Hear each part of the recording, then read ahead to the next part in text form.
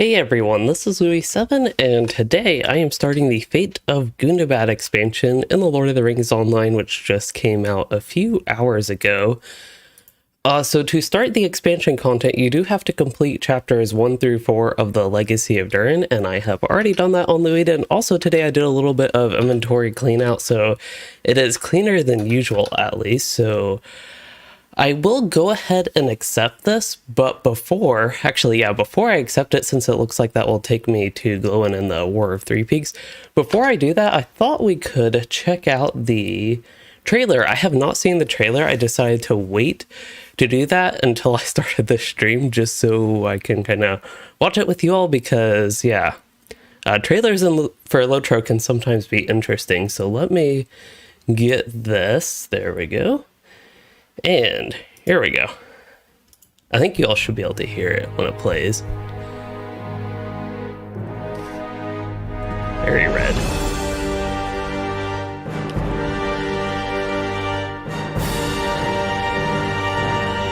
It's probably quite loud. Yes, there's the new Brawler class, which the Brawler has its own trailer now. Oh, you can hear the combat sounds. Not a bad thing, I just wasn't expecting it. That does look like a new enemy.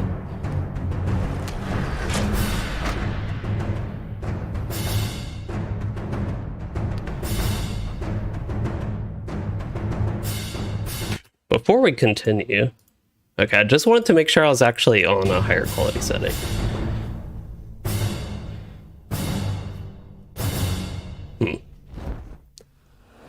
Oh, there's more.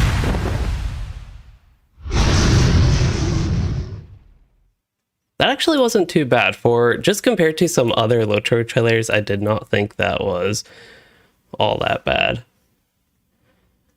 So let's go back to normal.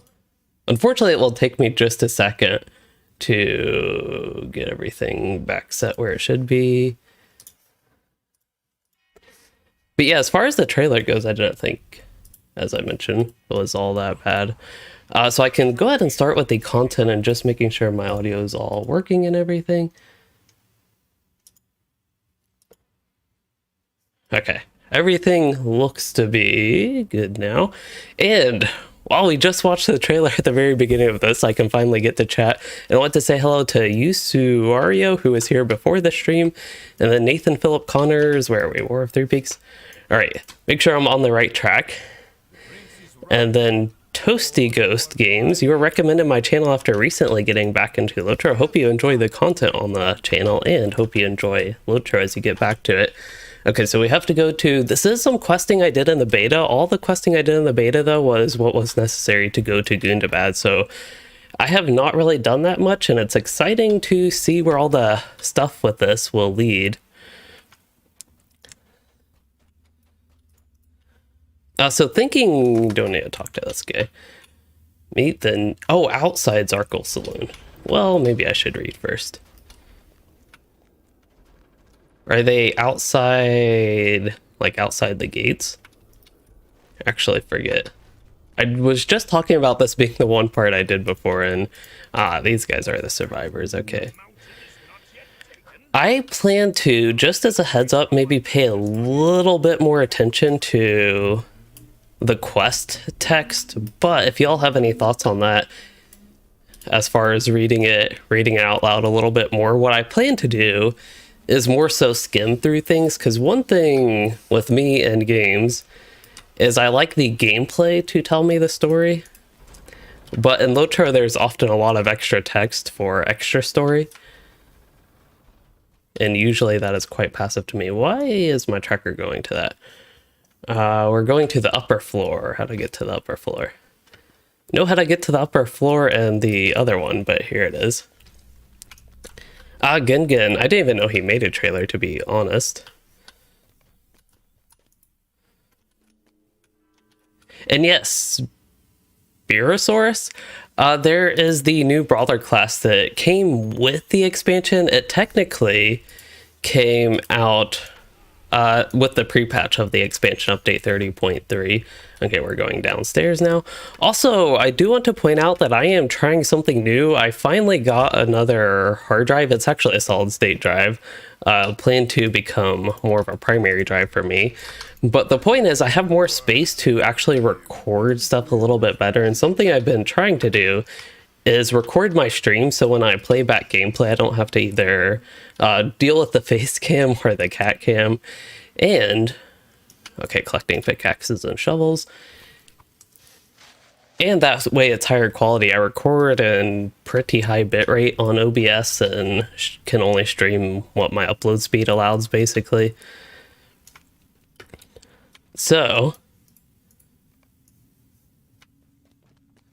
that is something I'm going to try, and hopefully it does not hurt my performance all that much.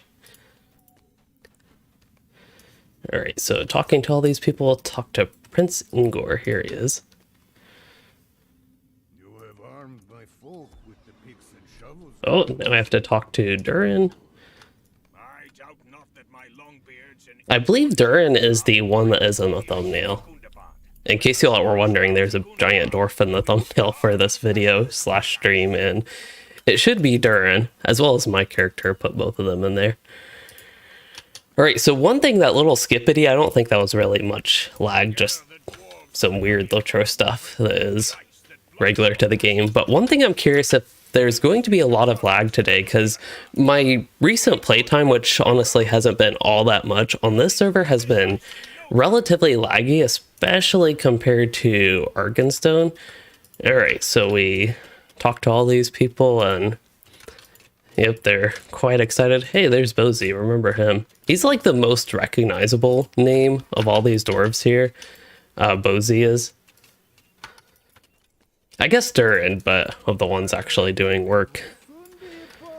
And yes, a lot of people do read the quest text, Nathan, and if you do that, especially with all the quests in a game like this, probably take, I feel like, centuries to get to the level cap. Okay, so Toasty Ghost, you said you got into LOTRO after reading all the Tolkien works. And yes, it's supposed to be close to the books. Oh, what were we supposed to do? Fight with them or something?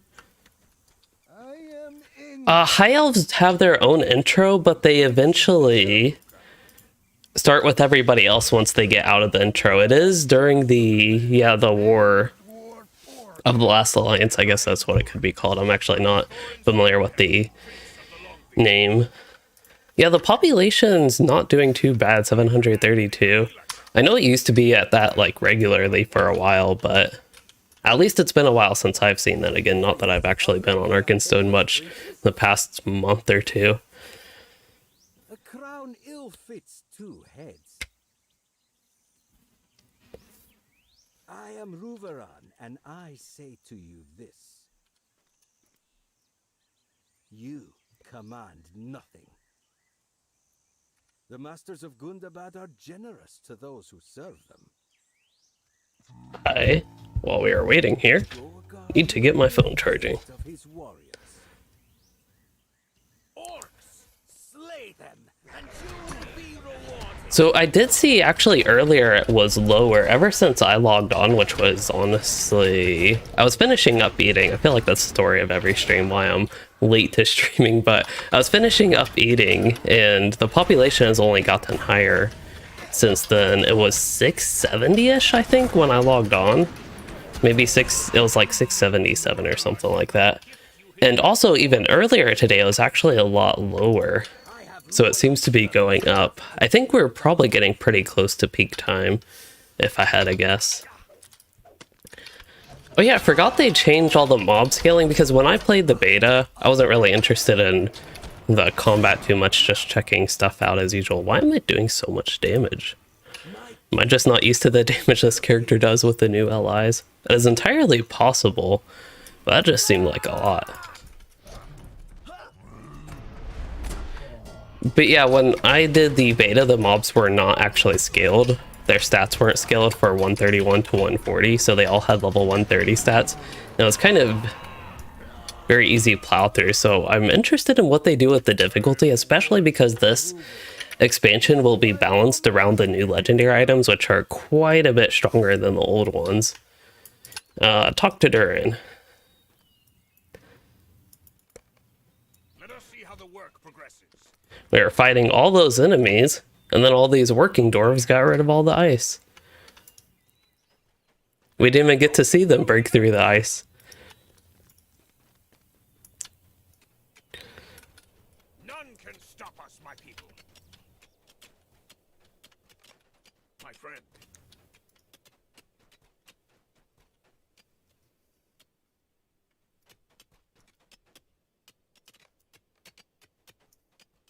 It is also entirely possible that even earlier today, the peak could have been higher. There could have been more people playing, but at a kinmate post at some point.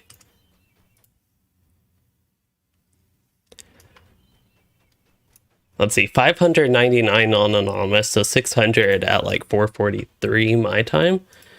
I didn't even pay attention to the game. They walked into Gundabad, so this is the first step into Gundabad. Actually, you go down these giant steps, apparently. I don't think I ever actually turned around in the beta. I am curious. Cannot use that, okay. But yeah, something about Gundabad is just very smooth, is how I describe a lot of things. Not smooth in a bad way, it just feels like the surface here feels very flat and smooth. It's different and kind of nice, I guess. I will need Broken column pillar, it looks like there. to reclaim what is ours. There are a lot of mirrors, I believe. They really remind me of the mirror halls from Lothlorien, which I think was technically inside Warrior, if I remember correctly. Wait, why did I travel? What? I am so confused on why I keep getting a loading screen. I think that one of the quests just like traveled me right through here. Was I still in the instance probably? That would probably have been it. Hello, Dan's Adventures. So one thing I noticed is my performance is going down here a bit, 30 something FPS. Sometimes in LOTRO it just takes a minute, but I am really curious if the second instance of OBS is hurting that. No, it seems the same. Okay. Okay, so we talked to him. We're working on 5.3, but more excitingly, there's all these zone quests. That's usually what I'm more excited in, at least. Nordenbad. I don't recognize the name Nordenbad, but maybe somebody else can comment that. And Nathan, about trading in old... Yes, I am streaming and recording on the same PC. I technically do have a second PC right behind me, but I did not see any benefit trying to actually stream or record from it, especially because I don't have a capture card, and it seems to have the same performance hit, which really isn't that much. Just doing it all directly on this one. Oh, we have actual things now. These were not in the beta. There was basically none of the rewards.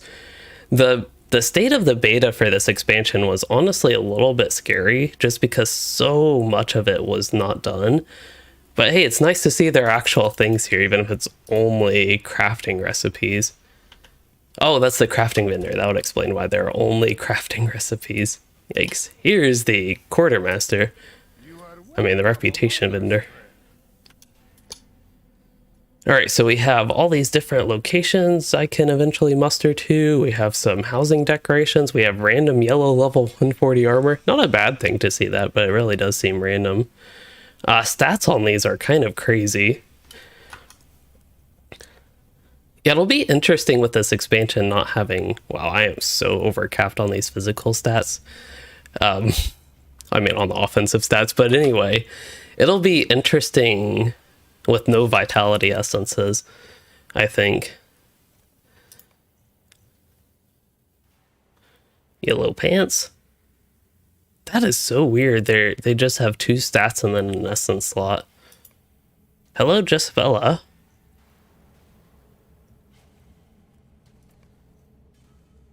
All right, so a random couple pieces of gear and a whole lot of cosmetics, it looks like. As far as the tiers, celebrated, honored, respected. Here are the preserved relics of Gundabad. Those will be for the allegiance, which is something I do want to check out.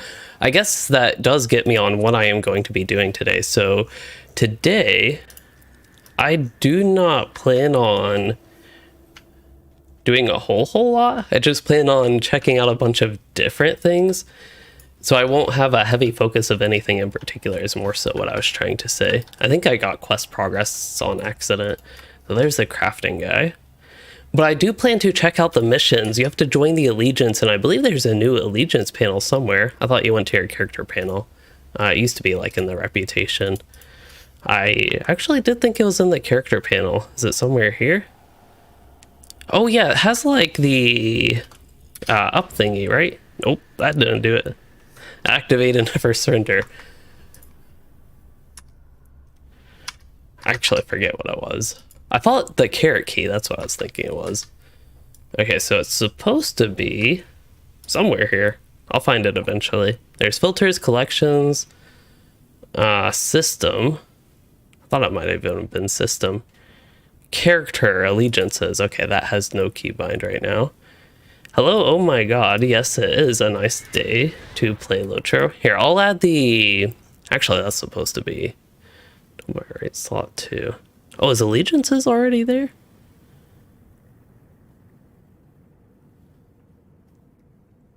Huh. I do not actually see allegiances there, but it's supposed to be allegiances. Let's redo that. Okay, just had to redo it and now it's allegiances again. So this character hasn't done any of the Mordor stuff, but that's okay. So here we have the new allegiance. Can go ahead and untrack that because that's a big clunky UI element. And that is going to be that. Then I should be able to access the new missions. Now I heard there was an issue with the new missions.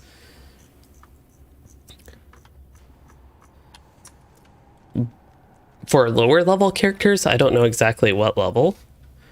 But yeah. Yeah, this expansion being indoors in a cave in a mountain, more specifically, will definitely feel like Moria. There are, for people that don't know, 5 new indoor zones. There's Cloven Gap, Glooming Tarn, Deep's Crave, which is not where I am. I believe I'm technically in Matagard. Yeah, there's Matagard. Then there's Pit of Stonejaw. So 5 indoor zones and 2 new outdoor zones. And technically in the outdoor region, Mount Gundabad, Elder Slate is also there.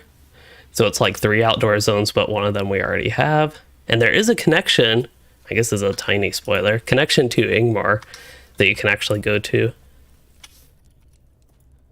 Okay, let's open Hobbit Gifts. Let's see if they're gracious on launch day. 1,000 gold. Oh yeah, the new cooked food but requires fish. When I saw that cooking could use fish in this, I thought it was interesting, but to require fishing is a little bit more scary. All right, so up here, I guess we could actually look out into the landscape a little bit. Or basically not at all.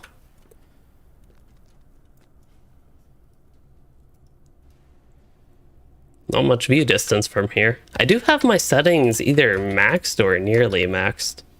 I think a lot of the draw distance stuff is maxed as far as I know. Yeah. So that's as far out as you can see here. I remember to take plenty of screenshots. But yeah, I thought it was really interesting because it is nice to have a use for fish outside of just like trophies and make use of the hobby essentially. But like many things in LOTRO, based on what I have seen, which again is not all that much, it feels like a good idea, poorly executed type situation. But again, I don't have all the exact details on that and if it's any different from what I saw in the beta. Also, for people that are unfamiliar, the quests all, or at least very many of them, are supposed to give heritage runes now. This is because the reward track was delayed and not part of the expansion launch. It's been delayed till update 31.1. So to kind of compensate your character for that, to make sure you get enough LI XP for when they do launch the reward track, you'll have a bunch of heritage runes from your questing in this expansion for that. Expedition of the Mighty Court. Alright. I really have no idea what's going on with my quests, and I only have 2 quests. I think I unlocked a whole bunch of new quests here. Okay, so that's the usual. Defeat stone trolls, collect dwarf remains. Oh no. Ancient dwarf remains, okay. It's like, that was pretty quick for some dwarves to kind of die. Really excited for the questing. I feel like that's something I haven't thought too much about, but I am quite excited to see how the questing plays out on this game. And not on this game, but this expansion. And yes, somebody asked about reshade, and there is a reshade. Or you can... I don't use reshade, but you can do that. I think somebody covered that. Hello, Adriger. Ah, fishing. I haven't done too much fishing in a really long time. Okay, so I did want to try the missions before we get too far into the questing. I am excited to just look at the missions with the new allegiance.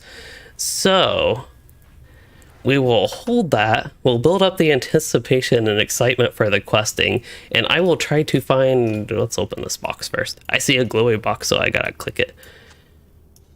I should deliver the supplies throughout Marigrind? Where is Marigrind? Oh, that's this little camp. Okay, I'll finish up the camp quests, actually. So the questing seems pretty good. If it's like Moria, I'd be quite excited for it. I do like the style of questing. I know my first couple times through Moria, I really hated the place, but the questing there, quest style was quite fun to me. So I would look forward to something that is similar to that. Gundabad will be ours once more. And quest ready to advance. Ooh, our first piece of gear. Starting at 451 item level, that makes sense. We got agility, crit, and fate. It'll also just push me even higher above the stat caps. And then I want to replace my 418 ring, I believe. Yeah.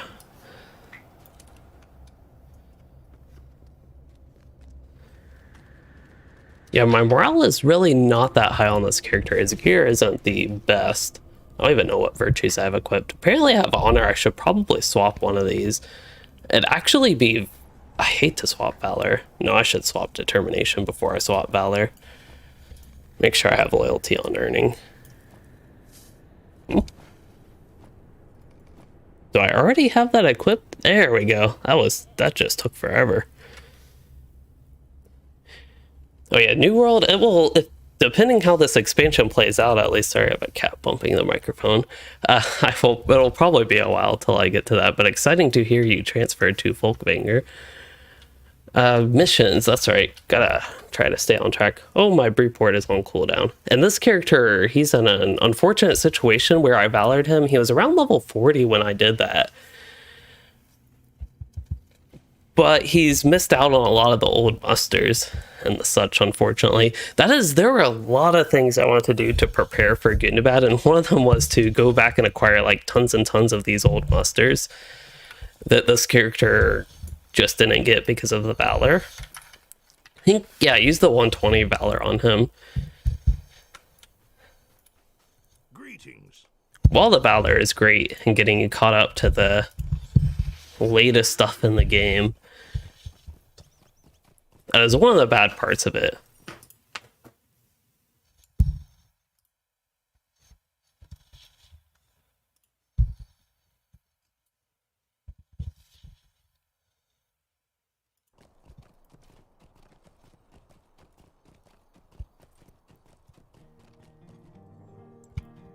Oh yeah, there's new PvMP gear. If anybody is interested, before we do the missions, I could just check that out real quick.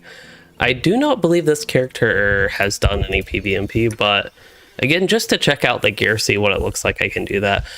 Issues logging into the game. I have not had any issues logging into the game. I think I logged in a little bit under an hour ago. Haven't started playing actually since whenever I started this stream.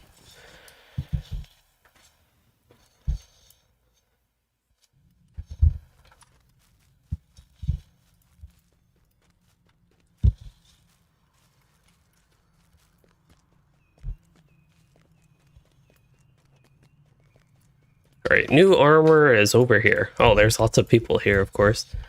Is that a hunter? Looked like a hunter. I actually don't know if you can tell in this zone if they're proper level 140s or not. Greetings. The new Allegiance missions, that is what I am checking out next. So I believe the armor... you should have... Browse the shop, that's where you have to go. So you can get level 140 armor, and you can even use this in PvE. You can get level 140 armor for silver, for gold, really. Of course, it's going to be more PvMP oriented, I believe, and it has Audacity. So it might have reduced stats compared to PvE, but I'm not entirely sure. So this, as far as what we have at the start of 140, it could be the way to go just to get you some starter armor at the level cap. And of course, get you started if you're interested in PvMP with the pretty large update they did to it. Okay, so now we can go check out the missions.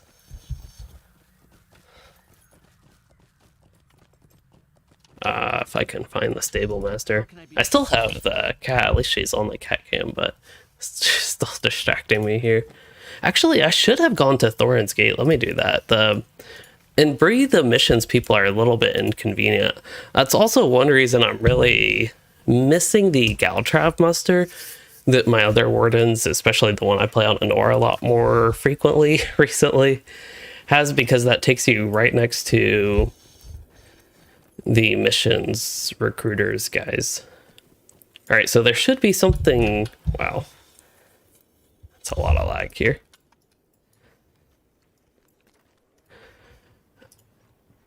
I believe that's update 30. I need to go to... Oh yeah, there's this issue. You have to discover it. That's right. I hate spending Mytho Coin on that, but I'll go ahead and do it. Besides having to spend the Mytho Coin to get to the missions, I just happen to have so many that for us to get to it, I did that. Besides that, it has so far not been a bad experience. All right, so we're at the new Allegiance Hall. Oh, this is actually a full, like, city. This is like, what's that place in Moria? 21st Hall? This is like the 21st Hall of Gundabad. Hall of Vernozel. So here's some not new stuff. No, this is new stuff. It just looks very similar. You could get a Cold Drake trophy. Neat. Okay, so there is some level 140 armor for the new missions. I assume there's a bunch of, lower level. For my characters on Anor, by the time we get to the 120 cap, there will be new stuff. That'll be interesting. This actually looks good, but I'm less familiar with 120 armor. The itemization, this is a problem with, like, basically every...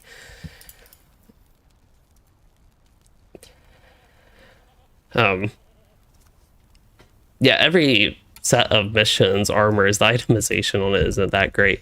But I will say that ring... Even the shoulder pads, they have physical mastery. I guess the level cap versions are a little bit better. Evade rating isn't really that exciting to me.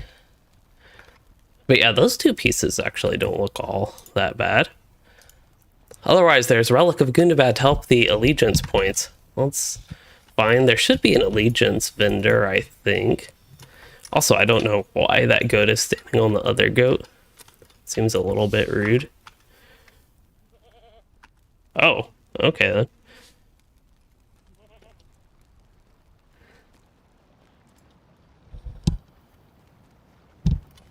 See, does the map show where the Allegiance people are?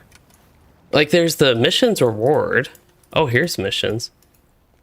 Yeah, I joined the Allegiance.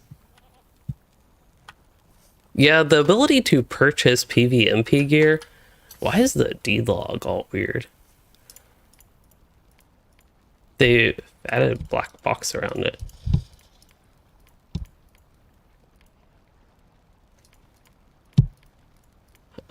Also, where is Gundabad? Is it right here? Oh, maybe they had to add that to fit Gundabad? I don't know. Okay. So I have to find... There's something you have to do. I have to find the Allegiance panel again. You have to start this, I believe.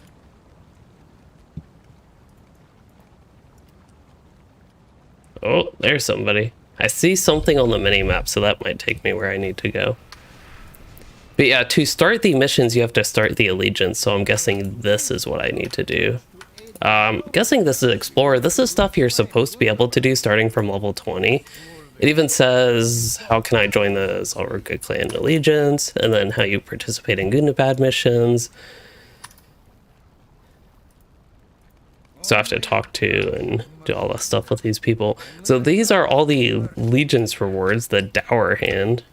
Except that's not even displaying for me. Oh, at least that I can tell. If I reset. Yeah, if I reset it looks the same. But that is Battle Gauntlet cosmetic for brawlers. There are level 140 armor. Could be interesting. On the map, I actually have no idea where I am. I'm in the new Allegiance Hall / missions room. There is Delver's Hummel Essence Box, okay. And then there's all this like low level armor. If you're level 50, here's what you can get. Could be interesting for Treebeard, I'm thinking. I think Treebeard would get all the mission content if I remember correctly. I'm moving to Moria soon. It's been too long since I've done that. I don't really remember those stats, but they honestly don't look that great. Anyway, we can get moving on. So we have to explore. This looks like a waterway to me. Maybe I will get on. We'll be thematic and get on a boar here.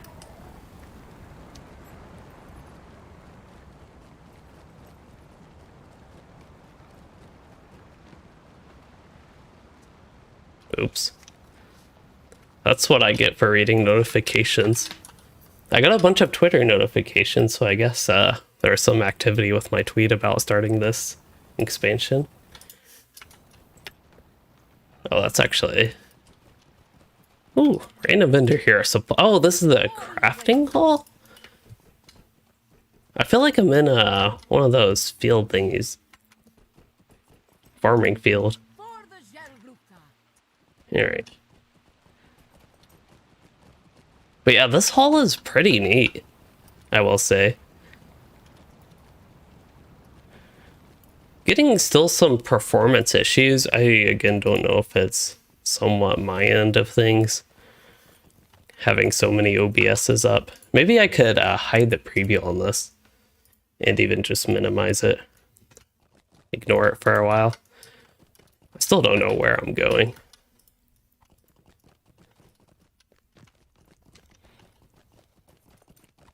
Just trying to explore all these places, run around everywhere. So we still have to talk to 3 people.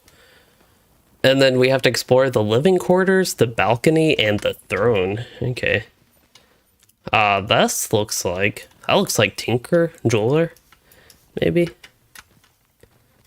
There's all their barrels. The crystals provide interesting light because it's blue light and it's just a little bit different. Okay, and how to travel here. You have to go to a mission recruiter, but the problem is currently it costs silver. I mean, it's supposed to just cost a little bit of silver, but currently it's costing mithril coins, which isn't that great. We explored something here, but I haven't actually explored it. These bookshelves. Wow. Are these books they like transported here, or have these been here the whole time? Are these like a bunch of ancient books?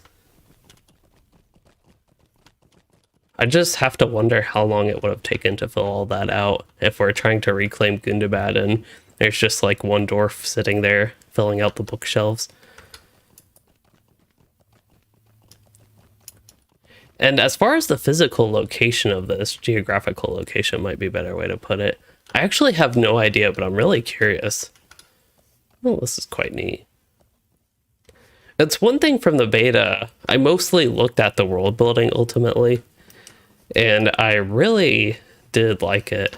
Well, this place did not actually see in the beta, and it's really neat looking to me.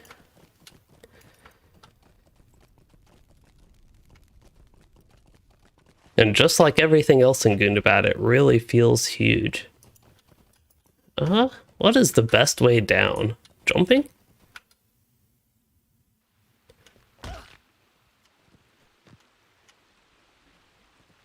Okay, so I still have to explore the balcony. Ooh, I feel like the balcony is probably back up there somewhere. Have we been up here? Is that the supplier I already went by? I believe so. Okay. Hello, PDC-1.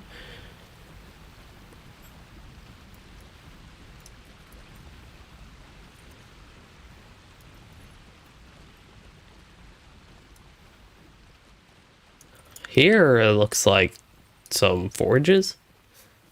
Also, I see people I need to talk to on the map. There's a forge master. Wonder if this damages you. 3 fire damage every 2 seconds. Okay. That seems manageable. I don't think I needed to go up again, except for potentially the balcony, but I have other things to explore.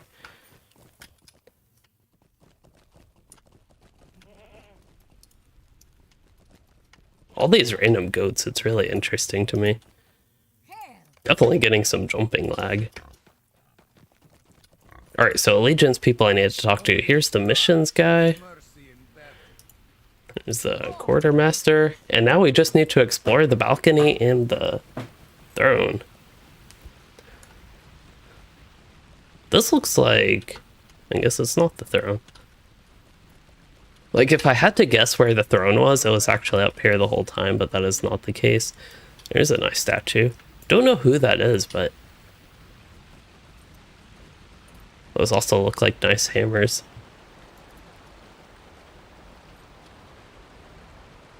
I don't think this is where I needed to go. Okay, maybe I should read the quest. It just says somebody can be found in Madagard.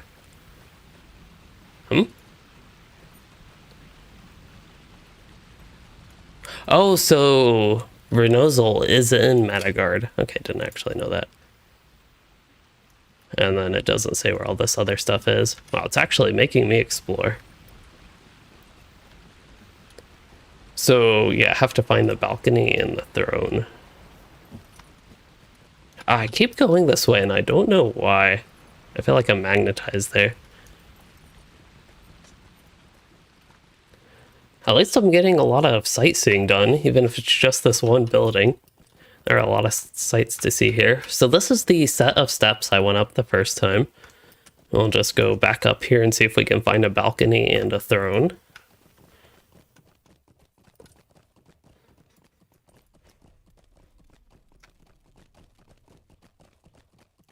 Okay, so I don't think I have been here because these look like new bookshelves compared to what I saw earlier. I think. Maybe. I don't know. Actually, I don't know anymore. So this is just the other side. So we'll go up the steps. Sunstone shard. That's the new rare crafting material. I don't know why. Okay, I could actually see why some people might want to buy that first day. But I wouldn't want to spend that much money, that much gold. This is not a balcony. I don't think I went quite all the way back, like over here. I guess if I looked at the map, that would actually give me hints for where the throne and that could be. But something's probably up here. There's the vault. Lots of gold in there. More forges? I wonder if those are actually usable. This is auctioneer.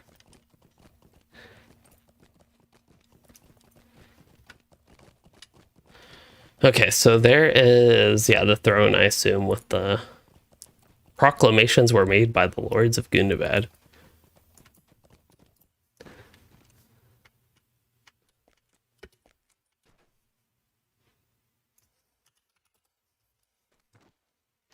I fit.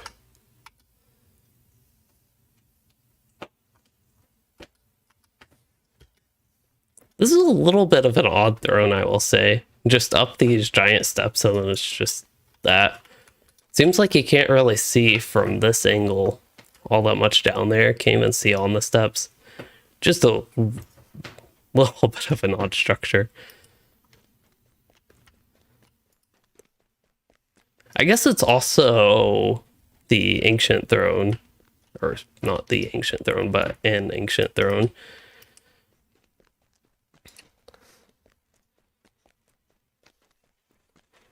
Okay, I should get on a mount.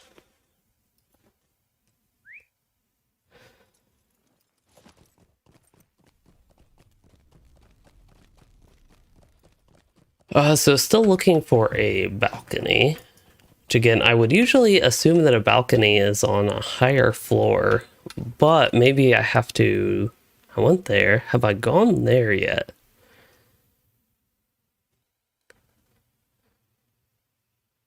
Like, if I try to look at the map like this, I can't actually see anything that I would initially describe as a balcony. And yes, a lot of the Dwarven architecture here I could definitely describe as epically grand. Oh, here's the balcony. I just had to go to a middle-ish one. Alright, that means it's time to jump again. I will try to jump straight on the quest giver. Well, this is a scary fall. I did not actually think I would die from that.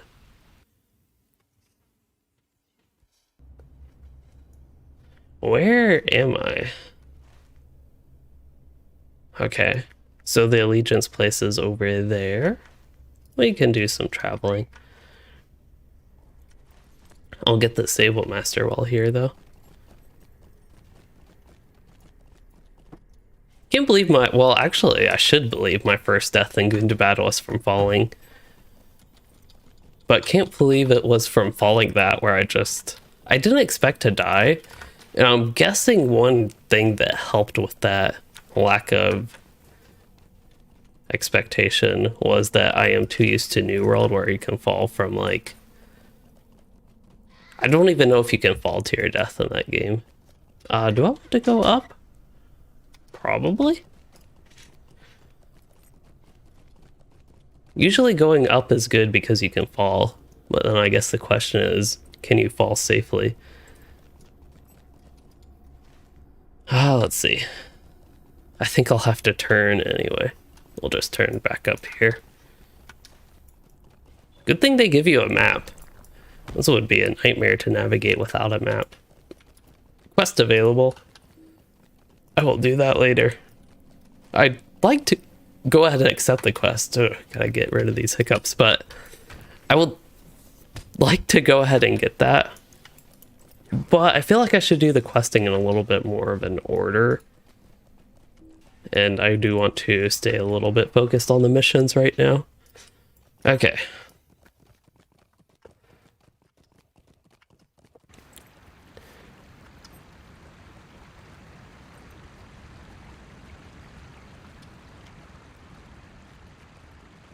Oh, did I overrun it? No, here it is. Twist? None? There's no twist in this mission. Okay. Is this one of those story-based missions, I suppose? There's Carbronek, I want to say. What's that zone? Oh, I'm still in combat with that mob. Ooh, I might have to relog to fix this. I don't know. Ah, there we go. Okay, so defeat Mountain Bats. He just said he will be here if I need anything. And good luck. So a bunch of bats randomly appeared in this hall now. Oh wow, these things are dying like... They're level 130, okay. But they're just dying like... I don't know, like flies?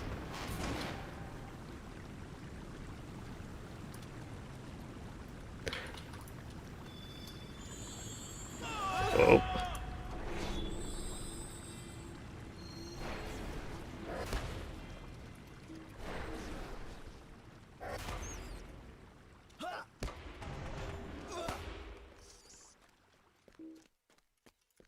Oh yeah, it seems like it can be really random, Devin. If you take shortcuts and try to fall somewhere and you bounce off several things and then you might not even get your legs injured. Oh, I need to defeat cave rats now? They didn't tell me there would be rats in Gundabad. I'll have the help of this little Mumak. I do have a tame Variag hound, but I feel like the little Mumak is more interesting. Cat is back.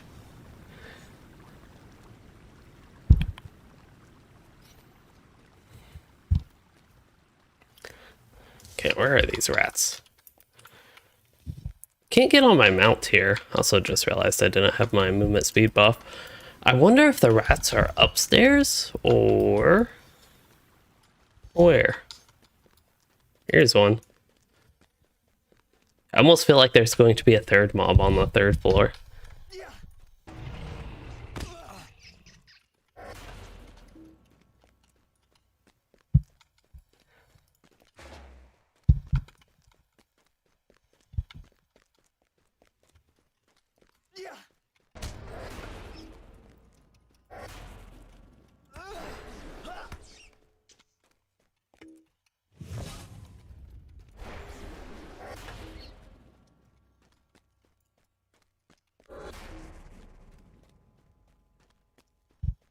Some book spilled.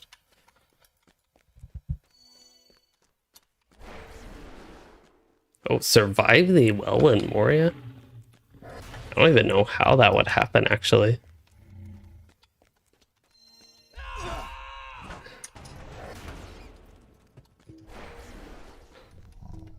Oh, is the rat above or below? Or hiding behind a pillar? Alright, 2 more rats. I guess the question is, do I try to go down here? There's a rat right there. In case there are only 10 rats, I would hope that's not the case, but in case there are only 10, and I have suspicions that there are 2 here. And then, oh, Grodbog. I just have to imagine how worn out my character would be if climbing steps like that were more realistically impactful. Because that's a lot of steps here. Oh, third floor is actually blocked, so I don't know where the Grodbog are.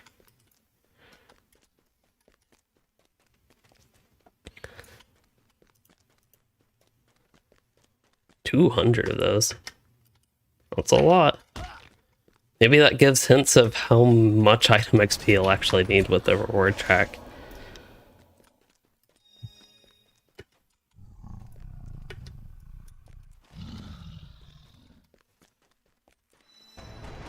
Yeah, usually when you fall, I don't know why I'm just seeing this message after all the other ones, but usually when you fall, sliding down the edge really can help you survive because you'll bounce off a bunch of different things, is how it seems to work, and that can break your fall and keep you safe. Ah, here's some Grodbog. I don't know why I went to the trouble of casting Range Resounding Challenge. Seems a little bit excessive. These guys do have an armor buff, though. Mitigation buff, something like that.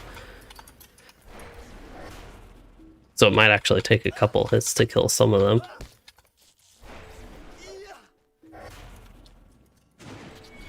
I really want to explore this Allegiance mission hall.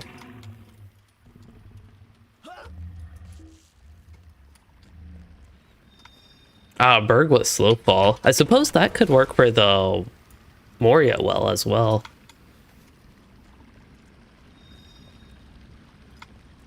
Unless that might not save you from misadventure. I don't know if that would be...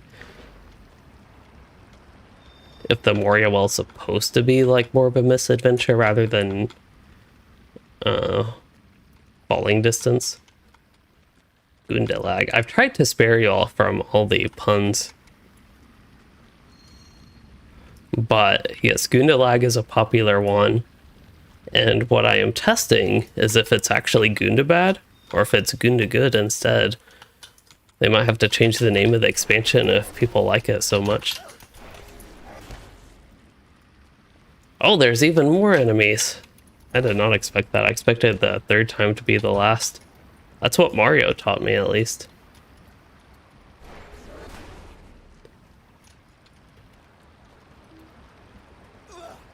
LOTRO does not have flying mounts.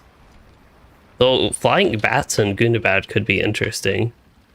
I think so. I think they needed me to be on pest control for some reason. Could also be Gunda okay. Somewhere in between. Okay, 4 more.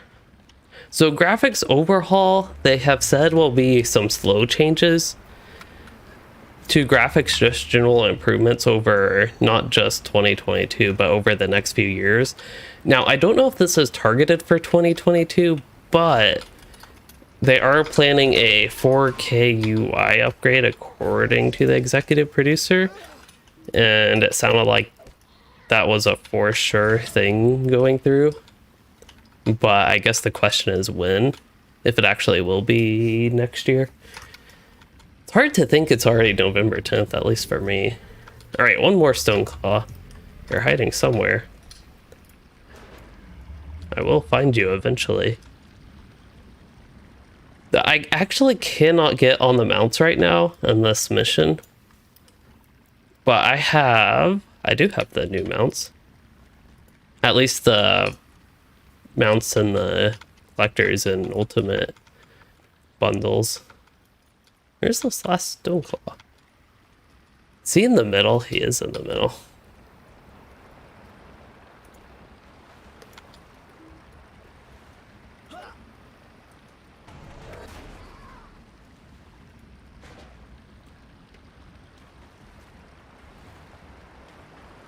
Hello, Heath and Rohirrim. I am on Arkenstone.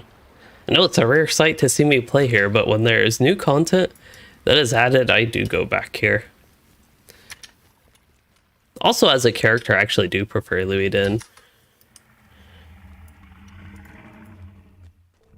Even if he is a regular elf. Probably do want to get mission reward. I know in a lot of the other missions it's kind of pointless, but it actually seems like these will be useful for the Gundabad outside of even armor and cosmetics, because you can get the allegiance thingies with it.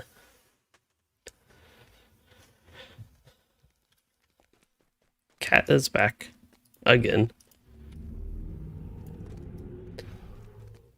Really hoping there's some nice cosmetics to replace what I have. Oh, we are talking to Prince Ingor, I believe.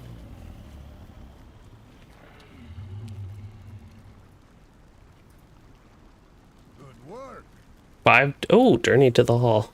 Alright, got a new travel skill. I will have to... this character actually doesn't have the travel panel all the way set up, or set up at all, basically. So I want Journey to the Hall. Put that there. Any return? Oh, that's my milestone. I do have Bree and Rivendell as well. And then all my musters, which is really not that many on this character. You can see I have the new zones, but then all these old zones, it's just like Rivendell, Evendim, all the ones you get by default. So there's Estalad Lawn. This is really bad organization, but I really don't have that much. Probably, I don't know. I'll put that there.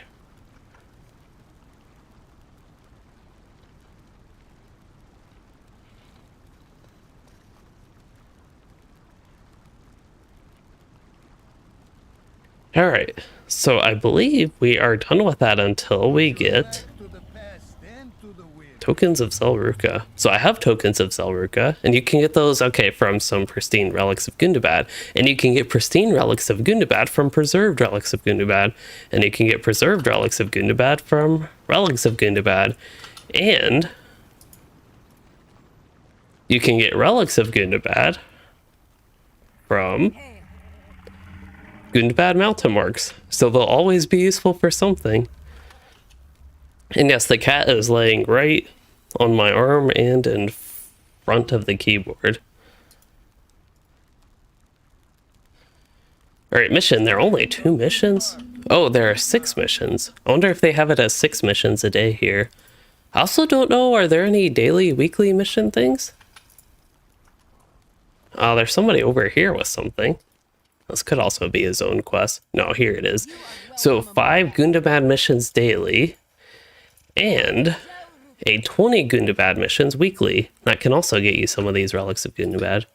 All right, so far I am liking the setup for the rewards, especially with the missions. Like, I didn't really like the Mordor allegiances. What is that? I will give them try to give them away, but it's hard to type up the cat here. I will do, I guess, all these missions actually. It's like I get motes of enchantment, which, if I remember correctly, some of the I don't know. I did not expect to see just some strange figure when we went here, but it's an ice giant. This place is pretty neat. I don't know if this is somewhere where I'll eventually go questing. That was a dead end. Seems like an unfortunate time to be running Fornost with the new expansion, but hey, maybe there are enough level 25 players they can get a group. Battle hardened. Something damage, something armor, something ratings, all them plus, I believe. Yeah. That's battle hardened. That is a champion thing. I don't know if it's the same thing as champion. I don't think it's quite the same. Not champion, I mean captain. Oh, I have to recover stolen treasure? Oops. I've not seen any stolen treasure, but I have not actually been looking for stolen treasure. A key drops from the ice giant.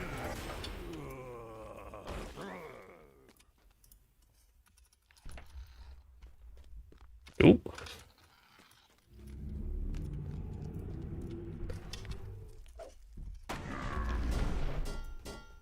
Uh-huh. So I gotta get there somehow.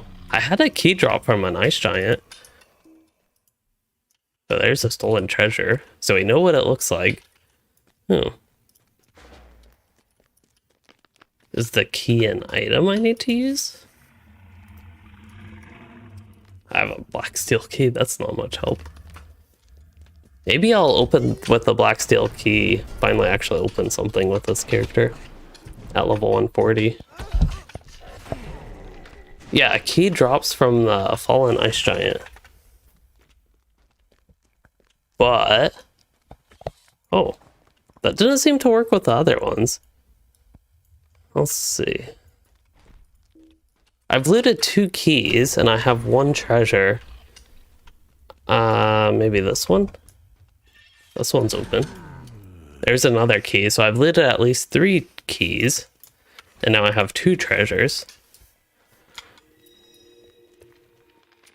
I also could have had another key dropped and just not seen it.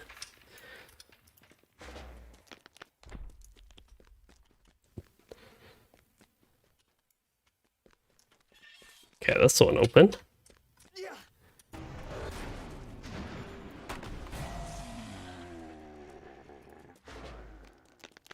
This is just a really interesting cavern.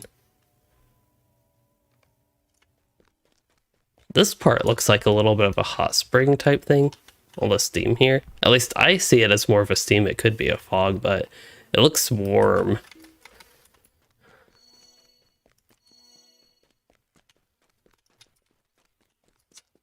But yeah, this cave is pretty neat.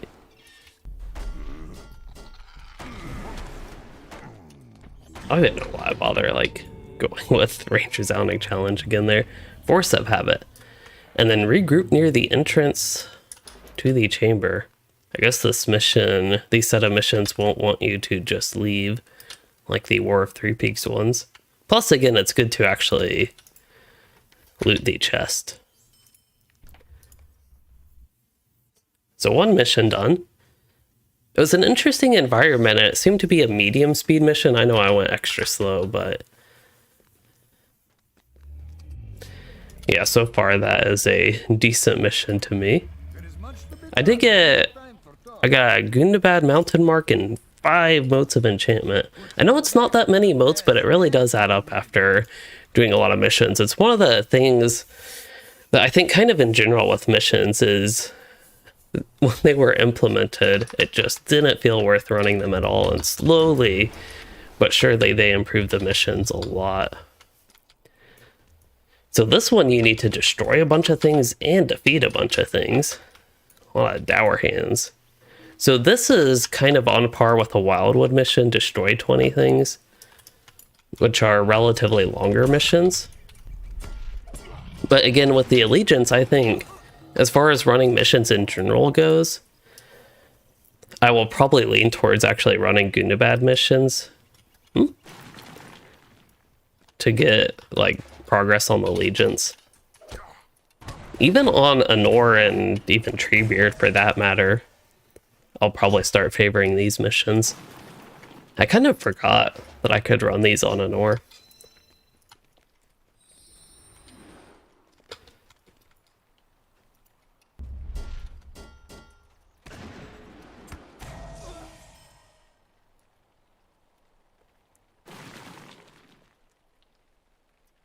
So this is in High Sundergrot, really.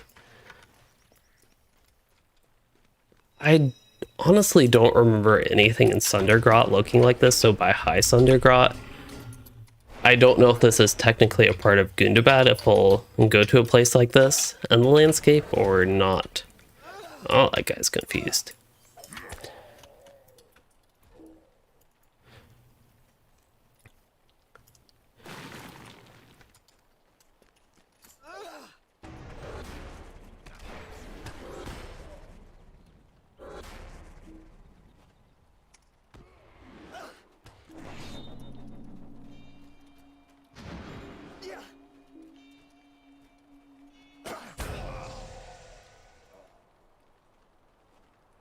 Guessing when I get level 131, even the mission mobs will be a little bit tougher with a stat jump. But this is kind of crazy right now how quickly these things die. It's almost an inconvenience killing them. And this is another example of something that just looks really smooth in Gundabad. It feels like it would be hard to climb this ramp. It just looks, again, smooth, almost a little bit polished. Like, it just slide down it. Looks like it'd be a fun slide, though. Anyway, we can destroy some supplies. Random pool of water. Actually, it's raining and snowing all at once.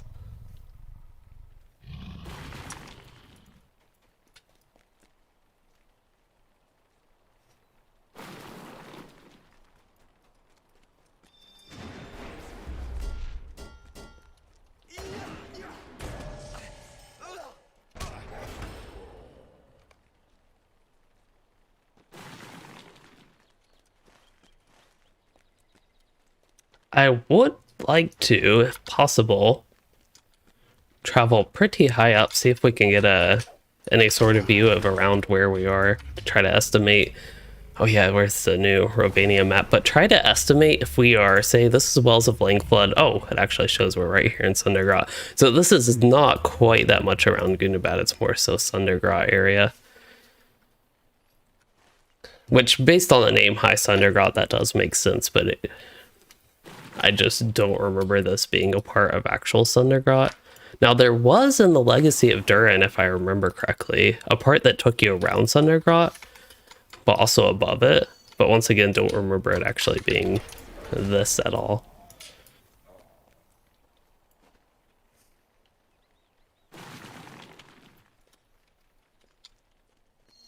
Okay, so as far as the mission and progress on that goes, I'm actually making decent progress. I feel like I've missed a lot of things, but can't have missed that many things if I only need 5 more of my 20.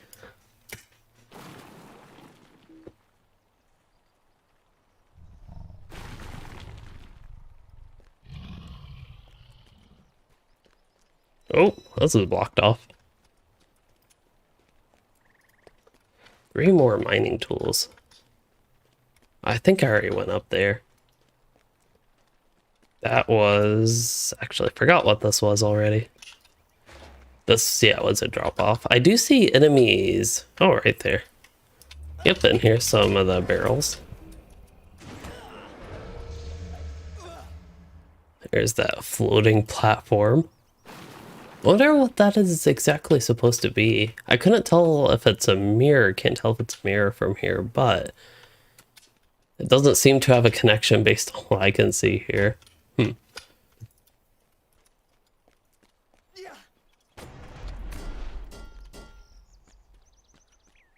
One more barrel and one more set of supplies, which I don't need to destroy anymore. Okay, so there's one more barrel of mining tools somewhere here that I missed. If I had to guess, it's down here when I was kind of more scatteredly going through things. And there's my Mumak. And I broke my legs. Oh yeah, so this is actually where the mission started. Seems like it would have been kind of hard to actually miss something way over here. But I will check for completeness since I'm already here. Oh, that's actually the door. Still is possible I missed something in this room. I doubt I need to go down there. Okay. Oh, mining tools. I'm guessing that is above. Okay. At least I have it targeted.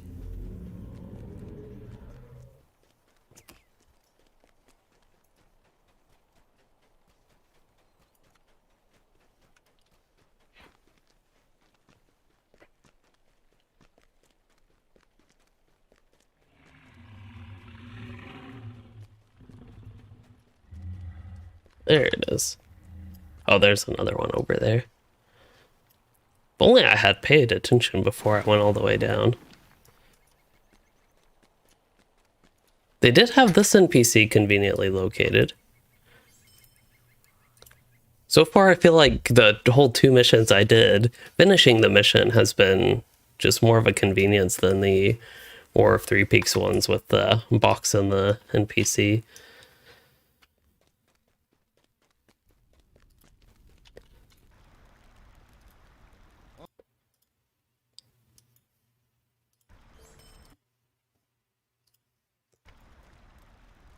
A lost expedition. I shall not be a prisoner again. Gundabad Mountain Mark. I've already forgotten. Those are okay. These. Wonder how much reputation. Doesn't even say. Maybe you don't even need reputation. That would be very much so ideal. If you don't need reputation to barter for stuff. That was one of the most annoying things about the War of Three Peaks ones. Also, I totally forgot. I should be getting more rewards. There is, in one of the Gundabad bundles, ultimate delving supplies, which comes with toolkits to give you increased token acquisition. So you get plus 10% wallet barter tokens through festival and landscape content up through Gundabad. But I heard that this doesn't function as it might suggest. So if I equip it, what I heard was that it would just increase what's already in your wallet by 10%, but clearly that is not happening. So I think it works as it is, like says it does, where you'll just get bonus tokens when equipped. So based on my very initial seeings here. Now, I also did not point out, there has been, for people that don't know, if you upgrade, hold up, I should restart this. If you start with the middle tier, the collector's edition, I'll go ahead and start a mission while I talk about this. If you get the collector's edition and then upgrade to the ultimate fan bundle, you'll get some of the bonuses such as the Valor and I think even the toolkits, you can get those twice. So they're actually changing for people that bought the Ultimate Fan Bundle. They are changing that. So you actually will, in the future, get a second Valor and get other things. Now, I'm very distracted, if y'all cannot tell by this landscape. Distant snowfields, but this really reminds me of the remoteness and the environment a little bit, of course, of Overhaul. And it really would make me excited to have a Forwardwaith zone. Not even a whole expansion or whole region dedicated to Forwardwaith, but a zone in a place like this. I would very much so love it, especially just seeing this distant snowfield they created. I really think LOTRO could use more of that. Usually Grims are tough, annoying mobs, but I don't think they live long enough to even come close to that. Oh, if I just use Fierce Resolve, maybe they actually would. Also, I need to investigate lost tools. Am I just not seeing those, I assume? You have to look for these tiny pickaxes instead of exciting mobs that are around. Alright, I'll quickly circle back, see if I missed any, or see how many I missed.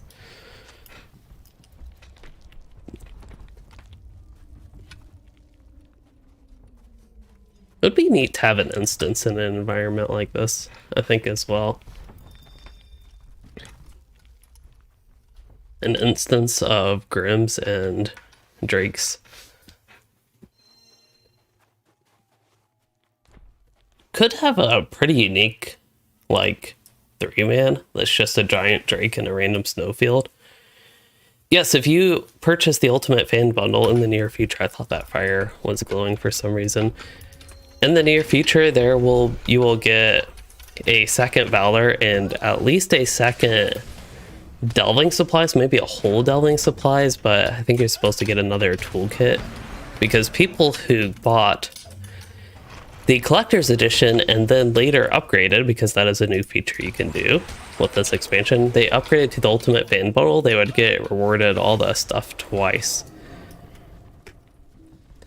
And that clearly puts people who bought the Ultimate Fan Bundle without doing Collector's Edition and the upgrade at a little bit of a disadvantage from doing that process. I am honestly surprised, I mentioned this on Twitter already, but I am surprised Standing Stone Games even acknowledged this issue, and I am very happy to see they're actually doing something about it. While they're one example of something, yes, that is confirmed, yes, confirmed. But while Standing Stone Games, they have improved a lot lately with things like that. But there is one issue that, if y'all don't mind, I can briefly pick on as we get some ice picks. With the curator, so there was an issue with basically a miscommunication about when people thought the curator would be done, with some terminology about through versus until, and dates and the stuff, since it's a little bit confusing.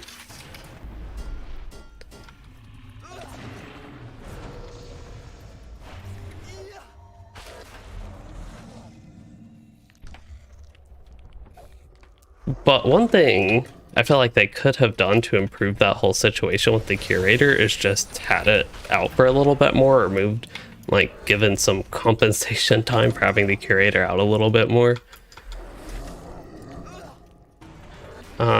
Clearly not finding any ice picks. Also, I think Dan's Adventures, if you post a link, I believe it won't show for anybody else. YouTube has some, like, spam filter on that for posting links.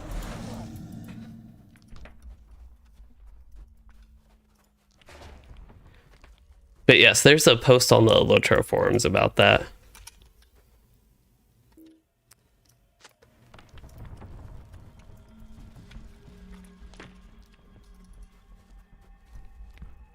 Getting heritage runes. Yeah, these are the little 100, 1500, 3000 ones.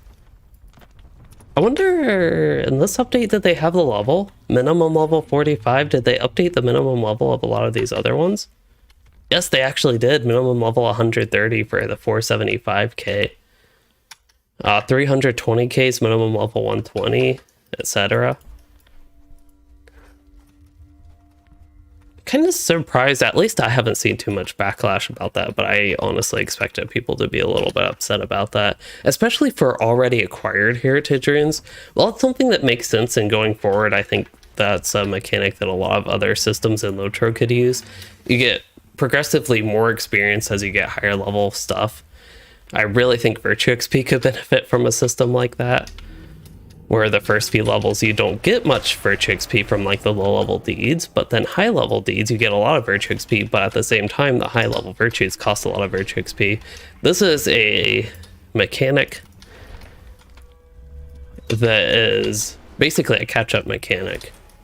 It's also a lot more alt friendly of a system.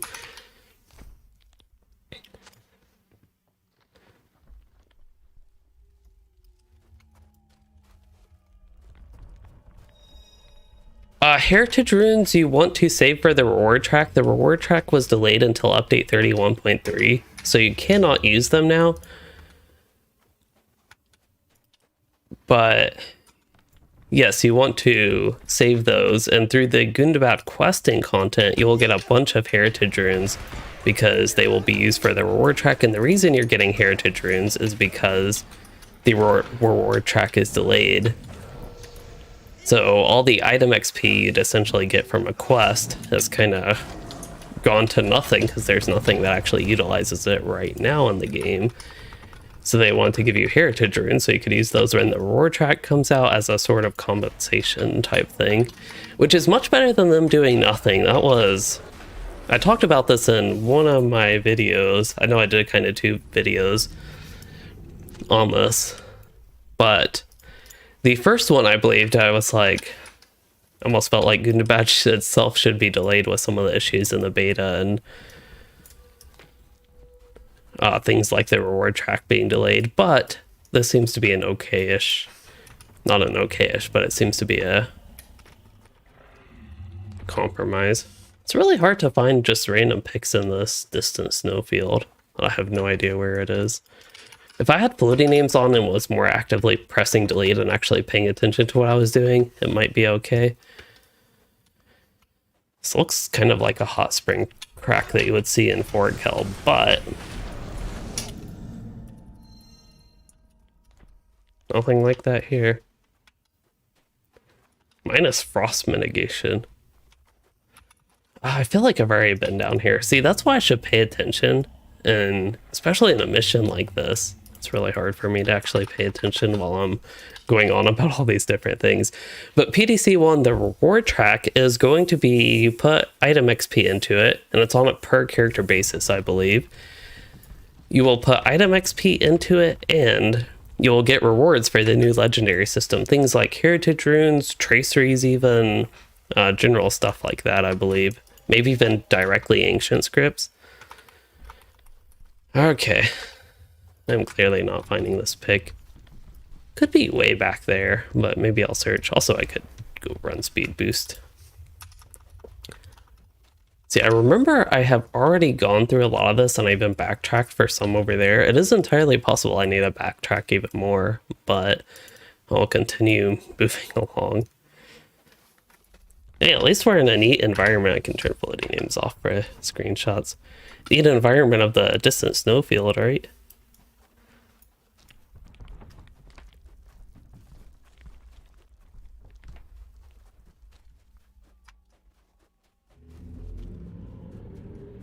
Can turn floating names back on now that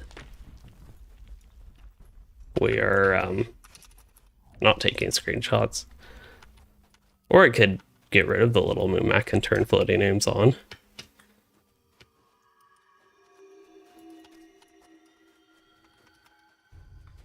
Alright, so I've already gone through that little track. Maybe I do need to go all the way back to the beginning.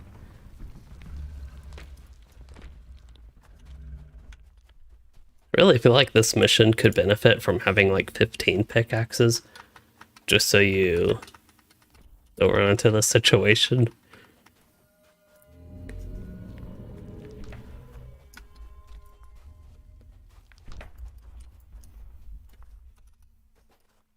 I see all these ones that I've already acquired. Okay, going back to the beginning.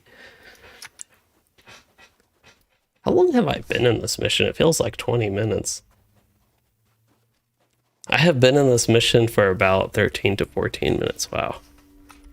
That is way long for a mission, especially because it was just acquire 10 pickaxes. Now, I know I have caused a lot of that, if not all of the slowness, but still.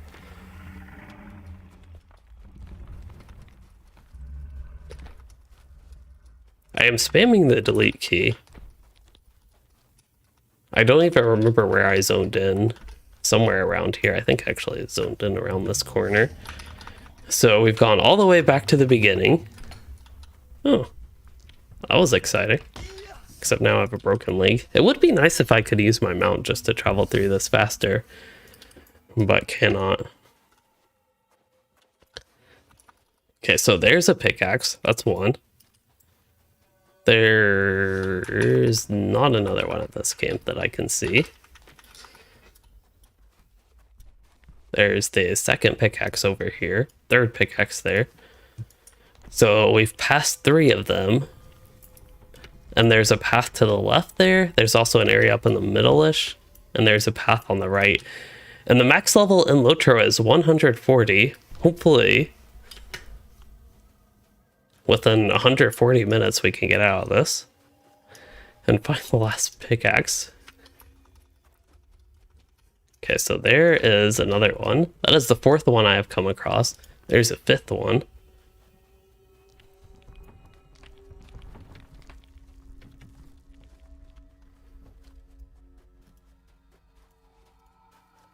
Here it is. I just needed to go to this corner. Wow. Yeah, these pickaxes, they're just really spread out. That one almost didn't look like a pickaxe. Maybe it wasn't. I don't know. But anyway, I really think that is a mission, as I mentioned, that could benefit from having 15 pickaxes instead of perfectly 10. And still only need to acquire 10 of them.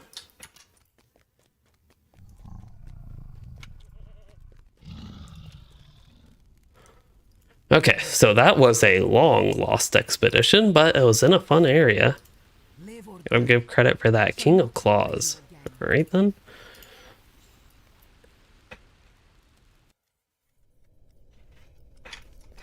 Hey, I got a new racial trait thing. Plus 5% max power. Wow. What are we doing here? Destroying Stoneclaw burrows. We are in Caverns of Ronglagam. I assume this is an actual Gundabad place.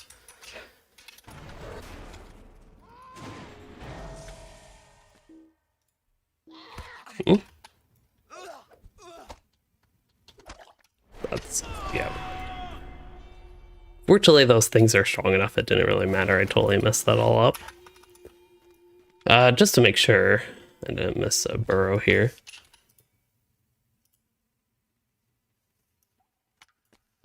Even in an area like this, I'm getting random hitchiness.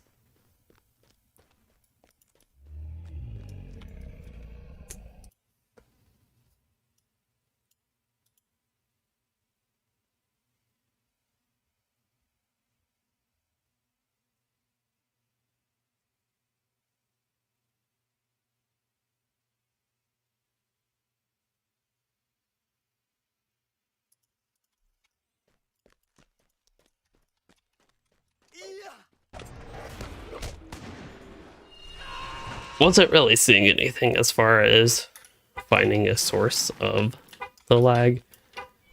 I know I've already mentioned this, but let's see. I'm going to see if that helps a little bit. Oops. Oh, he's doing his little stomping thing. Oh, he's burrowing, actually. Okay, that's actually a bad thing. Looks like I did get a Warden's Aim debuff dot on him.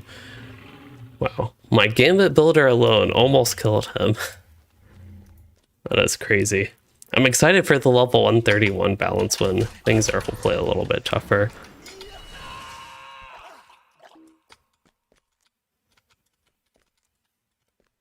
How have I only destroyed 3 of these? I must be missing a huge part of these caverns. 'Cause I thought that was a dead end.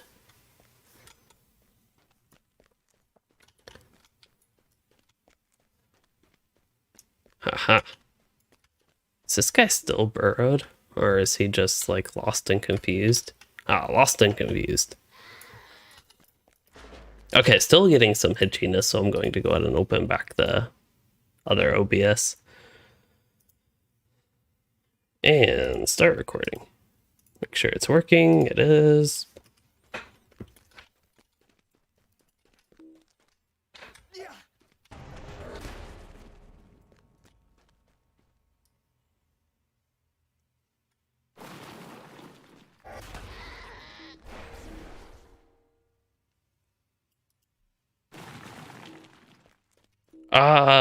As far as Warden's feeling spammy, I honestly, in Landscape, feel like I'm spamming the same gambits a lot. This is really an exception to what is going on because these mobs are just like... My stats, I am capped on everything. I'm actually over-capped on everything. But... except for maybe fitness, but...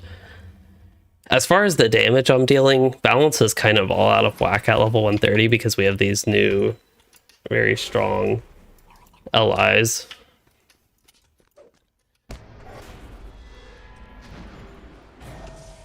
But in general with Warden, I feel like they could both feel spammy and not spammy because you're kind of using the same gambits over and over, but that's like another class just using, like, compressing, actually not compressing, expanding all the other classes' abilities to the gambit system.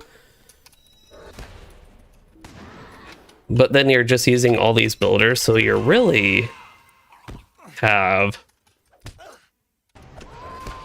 I don't know, all these gambit masteries, they had a lot of variety. I feel like I'm explaining this very poorly right now. But at level 20, I don't believe you quite yet have the gambit masteries, and they might make Warden feel a lot less spammy because you have other abilities to build your gambit builders, and they're a lot more efficient with that.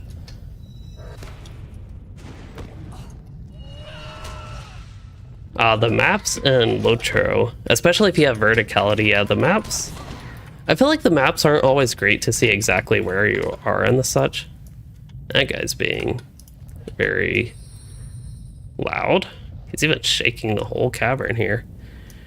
Amshaz the Vast. He looks quite vast. Dwarf Made Treasure. Rare cache of Dwarf Made Treasures. Oh, that may be turned in for quests, okay. I remember coming across that in beta. But yeah, after, I think you might even get these at level 21, 22. You will get 9 new abilities. All of a sudden, they're very good for building gambits a lot quicker. So maybe feel a little bit less spammy. But then at the same time, the reason I feel like the Warden can feel spammy is because in landscape content, I often just run around using range resounding challenge on everything, the same gambit kind of over and over.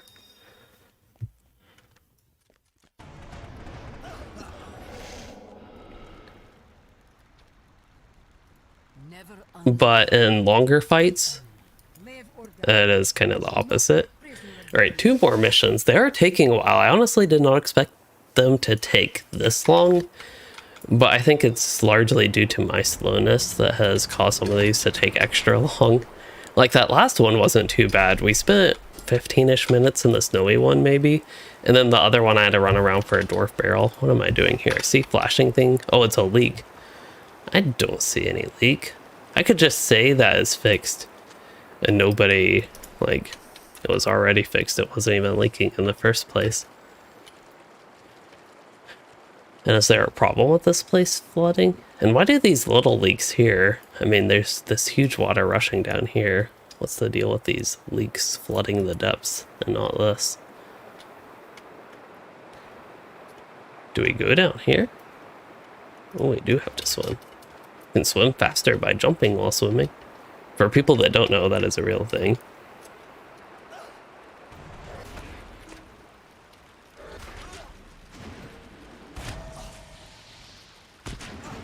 Also at higher levels with the Warden, you mentioned you build up like one gambit. There's a larger variety of gambits that can become useful, especially if you switch between melee and range stance. So there's some extra variety there. Again, in landscape, with fights like this, I'm just in the range stance the whole time, kind of using similar gambits over and over.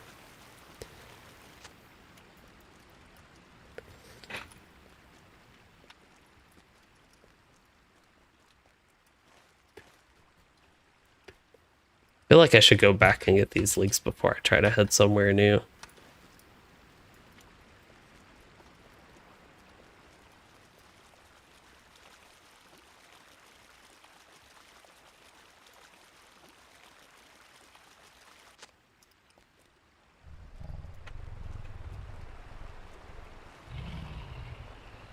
Do I want to go down? Let's see. Did I think check everywhere over here? I feel like I'm paranoid because of the other recent missions we have had. Nope, there are more leaks up here. This might connect, like, all these might connect and it might not be that bad to go in, like, a certain order, but... I have a little Ukrosh thing. I'd have to get rid of my Mumak to get it out, but... we can see who has the better Ukrosh, the landscape or me. Where's my Ukrosh? It's smaller and a little bit... I like the purple color better, to be honest. Pincher? CPET, rename. Pincherton?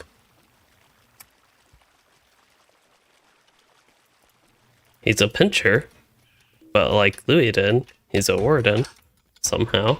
So he's a Pincherton? I don't know.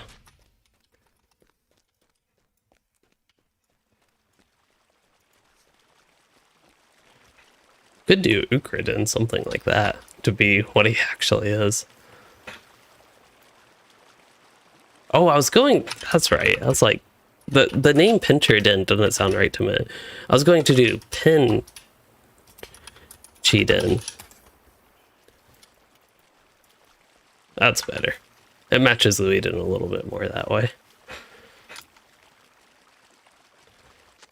Hey, they got their Bornos. A little bit more people. 5 is a lot more than 1.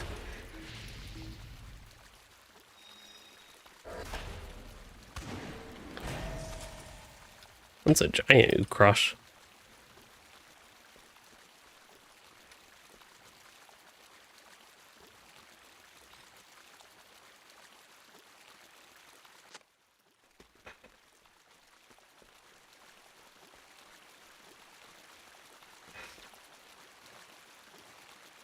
Yeah, I wonder if that would have actually led anywhere. Because I think it went down some floors. And maybe that wouldn't have been the way to go. So it is possible to actually pick the right direction by turning around for once.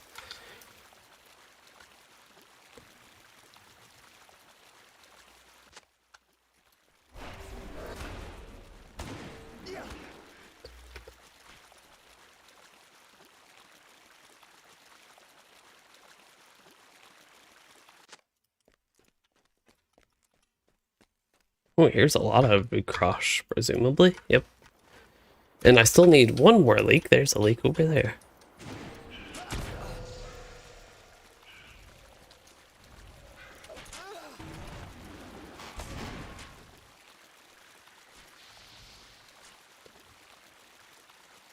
Okay, so this mission has extra leaks. Oh, where's the matron? Is the matron back over there, if I had to guess? Down, if both of these places led down, like vertically down, I would end up guessing that is where the matron would be. So that is the direction I will head.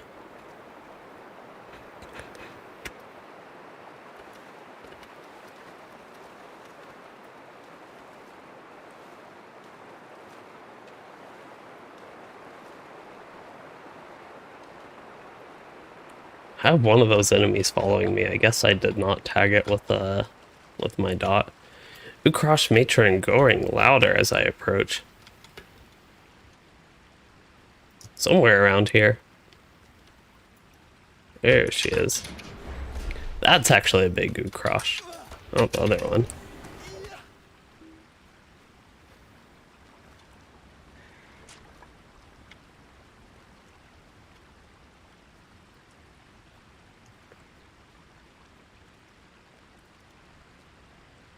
I still don't know what the deal is with the... Oh yeah, being in combat, I triggered one. There it is. And maybe 2, because I see another one on the minimap. Yep.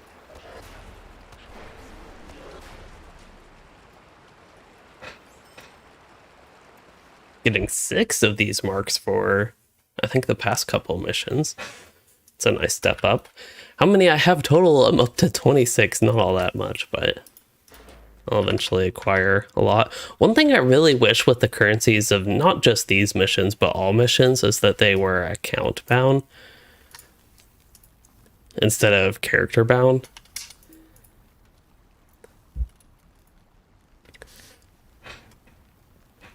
I feel like it would just make the mission system a little bit more alt-friendly, especially with one like this. But I guess then one of the problems that Standing Stone games might have with something like that, if I can ever turn in this mission, is you being able to get too much allegiance points, but I still don't know that it's all that much. But actually these allegiance things are bound to account on acquire anyway, so that actually would totally negate that issue.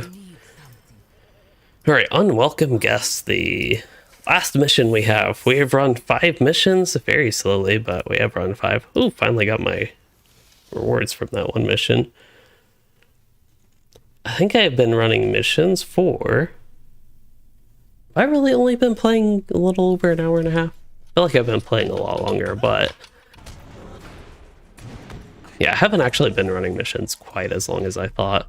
But as far as an outlook for the rest of today, I actually think I forgot to mention this, but I plan to have a lot more playtime tomorrow. Tomorrow is Veterans Day in the US, which is where I live. So that is an off day for me. And it works out very conveniently with my schedule that I have basically nothing that I really need to do tomorrow. So I made myself a new need of playing through Gundabad content. So I plan to do one of my long streams of just playing through Gundabad for most of tomorrow. I would hope after all that time I don't actually go through most of the content, but yeah, that's where a lot of the questing I think for me is going to get done, is tomorrow. That said, I still do plan to quest when we get done with this. But I don't intend to be playing all that long today, just mainly getting started, checking things out, the missions. We did some exploration type stuff and get started on the quests was the main goals today. Only need to destroy 5 of these statues, which I guess the solidified stone trolls, those are the statues. But I have to actually defeat 2 more siege trolls. This is like the opposite of usual mission. Usually it's a lot easier to do the defeating and a lot quicker. Here are the last 2 siege trolls. I guess I'll speed things up with a couple desolations here. Only needed 1. And then here's Gamger the Tremblestone. Not the Tremblestone, but regular Tremblestone. That is a ugly troll. I mean, wait, TBD. TBD has emerged from the western end of the hall. Uh-oh. His name looked more like something troublesome. Tremblesome. Gamger Tremblestone. Oh, even I can't get that name right. I think the entrance was this middle one here. There we go. Mission complete.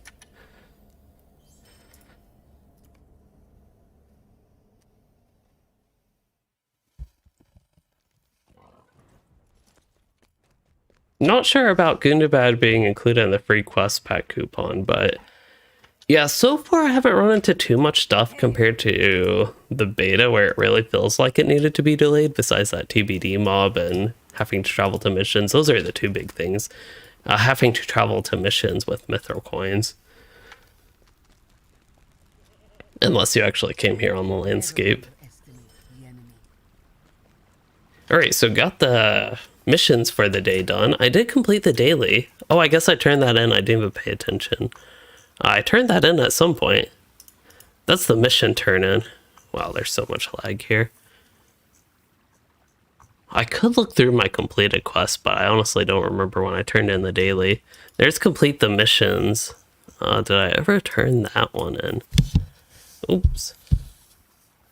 Yeah, I saw somebody in my kin.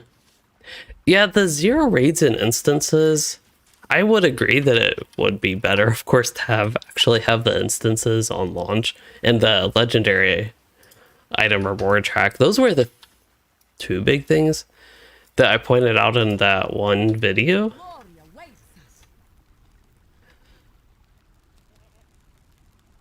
But having landscape content, assuming it's actually more complete feeling, it's not that bad.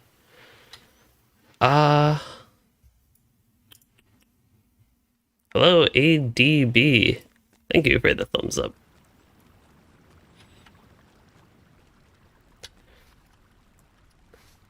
What am I looking for?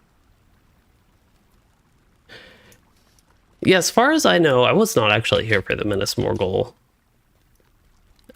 launch, but as far as I know, that had instances on launch. and it eventually had quite a few instances. I hope they go that same route and have a bunch of instances for Gundabad. I feel like that's something they really improved with the level 130 cap, was having more than like 3 instances. I think that's what, is that what Mordor had? 3, and then the 120 was a quest pack and it had 3 instances as well, I believe. I kind of forget what that had. It had the raid and the 6-man at least. I'm thinking it had a 3-man as well, but that's all we had for 120. Actually, we eventually had the 6-man, I want to say, that was in Vales of Anduin. But the 130 cap had tons of instances. One problem I found, though, is a lot of the older ones were becoming less relevant over time. And I feel like they could have gone through, just been updated to be a little bit more useful for players to run.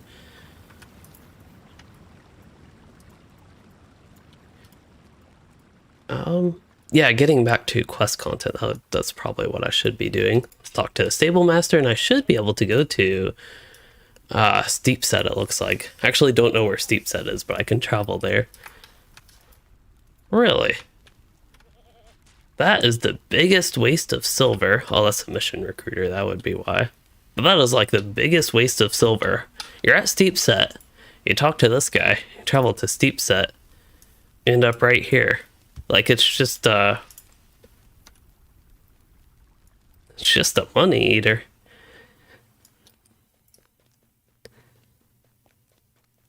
Skirmishes would be kind of nice.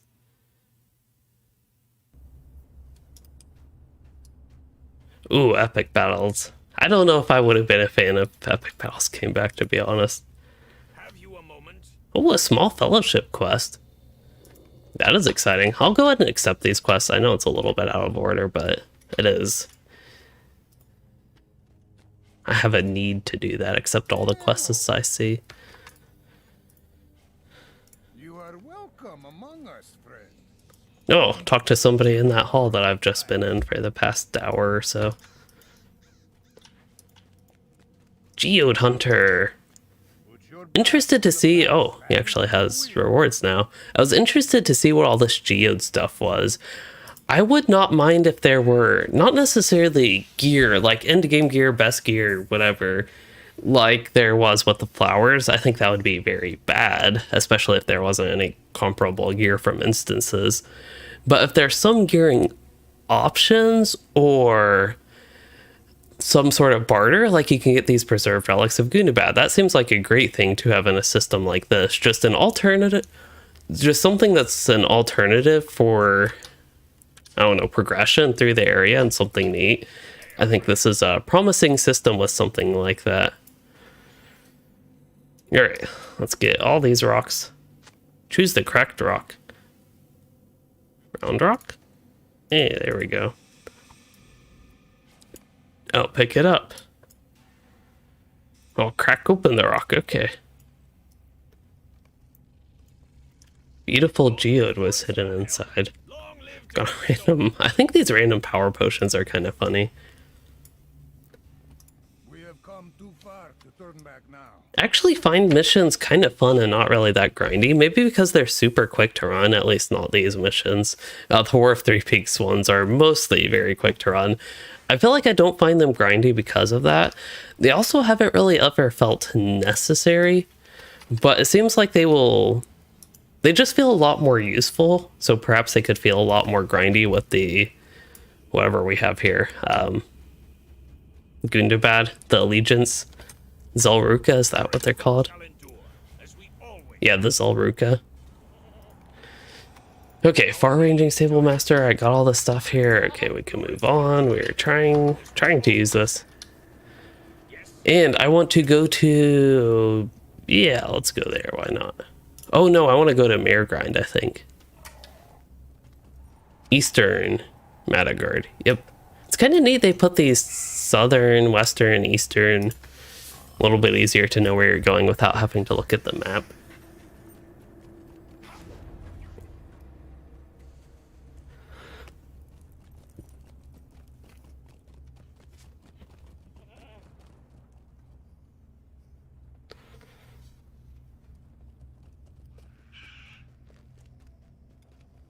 Okay, so this is where all my quests, at least all my quests where we can track nearby quests, I think get some more relevant stuff.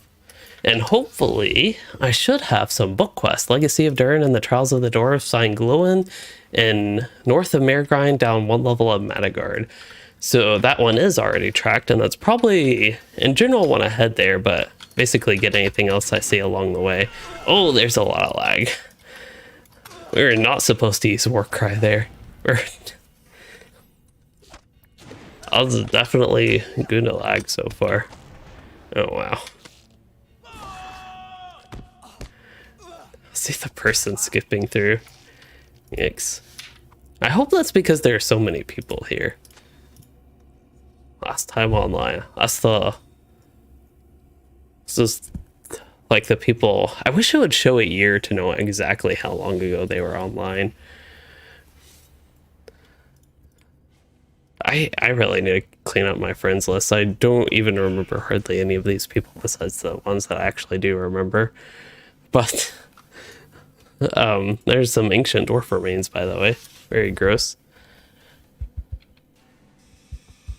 Yeah, missions can definitely feel like you're running the same easy content every day, but one thing that helps with that, for me at least, is there's some variety. They have a rotating set of missions, so it's not always the same ones. And for the War of Three Peaks ones, for example, you only need to do 3 of them, so you can kind of choose your 3 out of 8 to get extra variety or ones you're more interested in. Now, the Gundabad ones, it seems like there's 6 available a day. Oh, yikes. Maybe we won't get too much done today if it's going to lag this much. Yeah, the lag really is not helping right here. Although that game it built pretty quickly. Maybe we need more headbutts from the cat.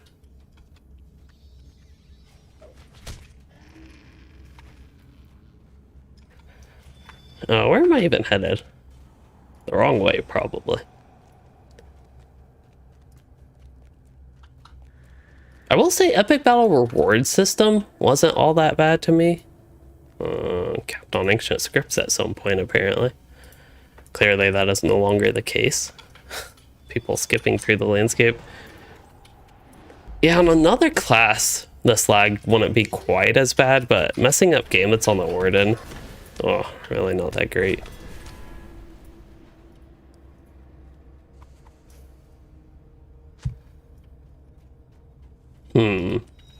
Hopefully the lag's better tomorrow, because I really did plan to play for the majority of the day tomorrow. Maybe I should start a stream like kind of early in the morning instead of late in the morning, just so I have more time during less peak-ish hours. Even though I know Arkenstone has a relatively larger oceanic population. I could do missions on Anor, but then I'd just be repeating the same missions. Oh, yeah, Squishy's lag is also more dangerous. Like, I hit that mob, but he was already dead by the time my skill decided to go off.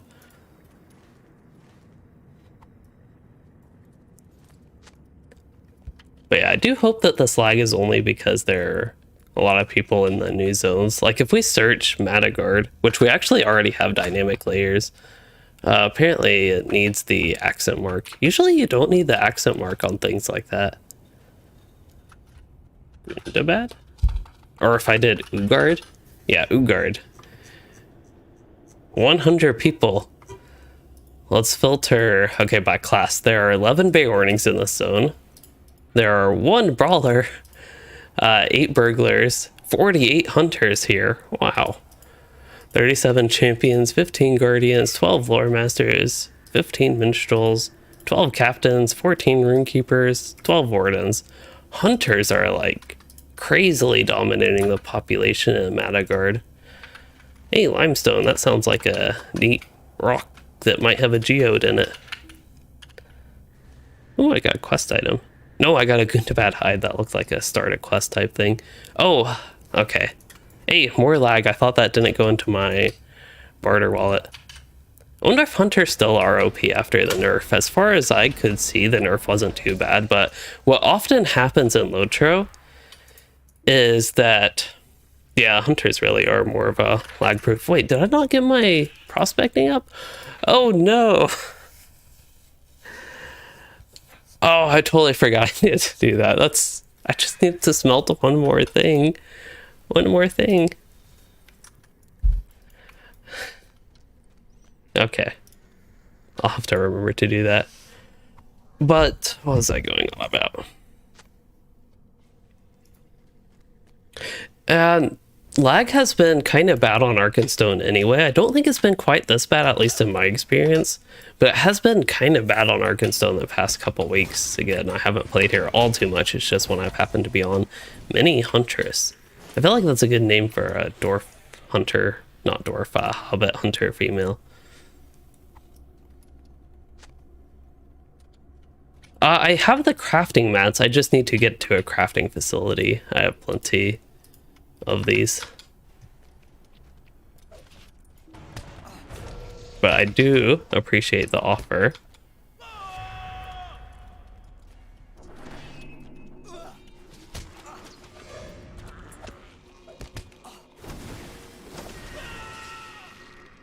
At least I'm getting some hits in. Alright, what am I searching for here? Broken stone troll. Yeah, I think I want that.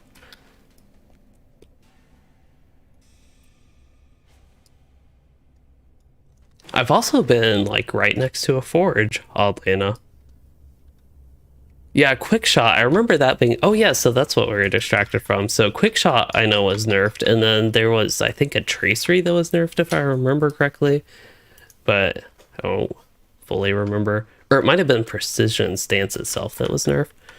Something along those lines. But anyway, LOTRO is very, I don't know if it's really famously, but they have a lot of hidden patch notes. This was a big thing going on with the Warden back in like Mordorish times, where skills would randomly be changed a lot with no patch notes on that. I don't know if it was intentional buffs and nerfs, but things would be broken, then fixed, then broken. And it was really bad for a while, essentially, on the Warden. And that's the one I noticed a lot, but it's kind of gone on over time. I think become more noticed by players that there'd be changes to things, balance changes, not actually put in the notes, a lot of hidden stealth.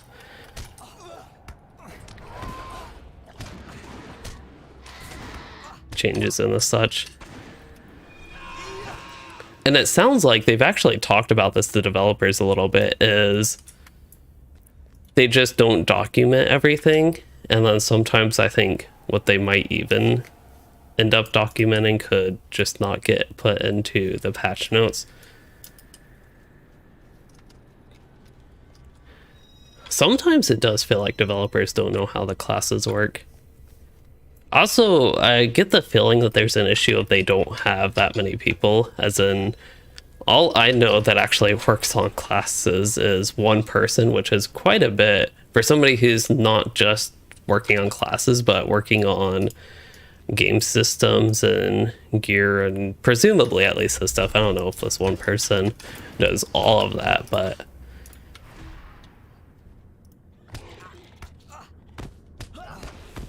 that is the feeling I get. And who knows, with LOTRO being so old, I don't think it would be actually that hard. How inconvenient of him one-shotting them. I didn't even get to tag them. I don't even know why I need to tag them, but still. Oh, I've already been here. I went in a circle. I was lagging so much I went in a circle.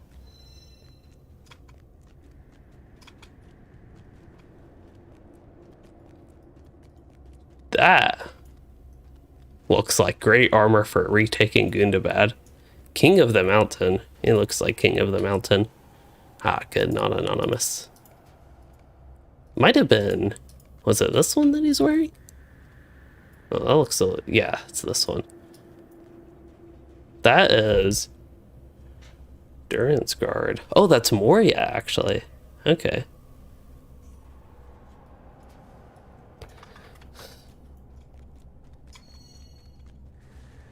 It also looked like it would have been good for Erebor. What am I even doing again? Oh, that thing looked interesting. And I didn't get a chance to hit it.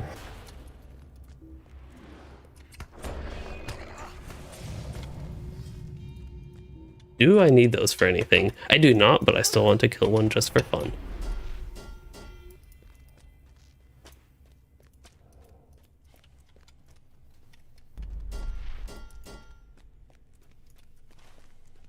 Haven't been up far this way. I think I need to cross the little stream river creek thing and go up back to the road and circle up this way and see what I could find. Would probably be a decent bet. Do I need Grodbog? Do not.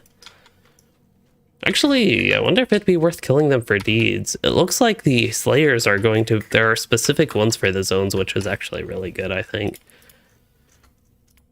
That means there should be plenty of deeds and virtue XP to go around.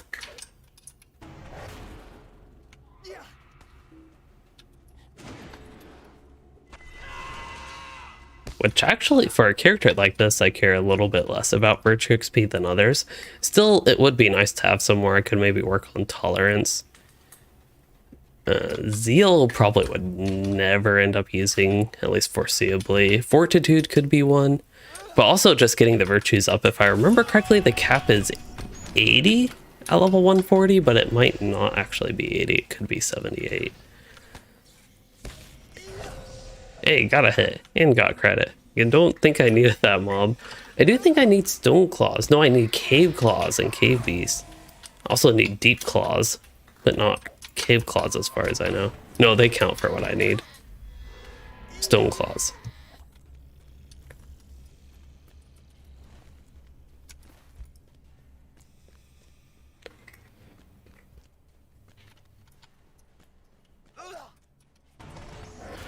Well, I have no idea. Maybe somebody more familiar with the hunter will be better, more informative on switching from precision to strength stance. Presumably for the red line and not having the increased focus gain on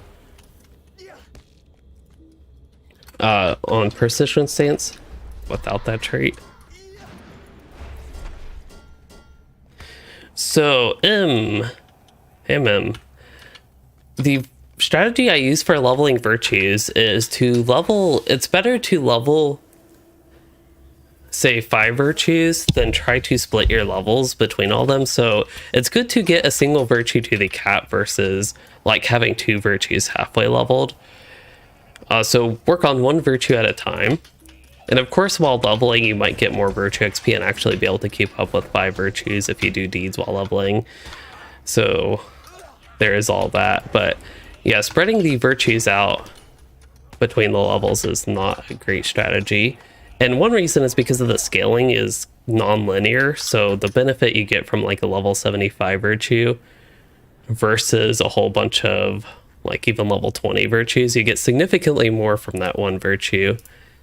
And it's similar with the passive boost. So if I look at the passive boost, we'll do something simple like loyalty and compare it to the passive boost of fortitude. It's not just, say, 8-ish times more.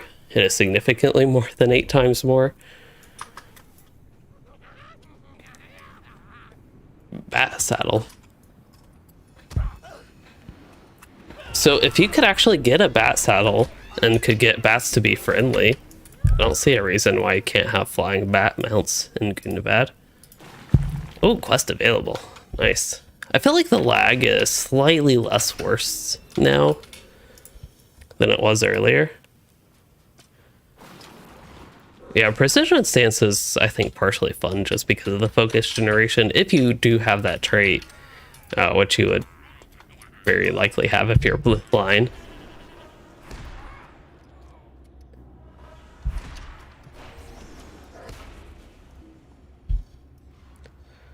Gundabad, that is a good name for this place.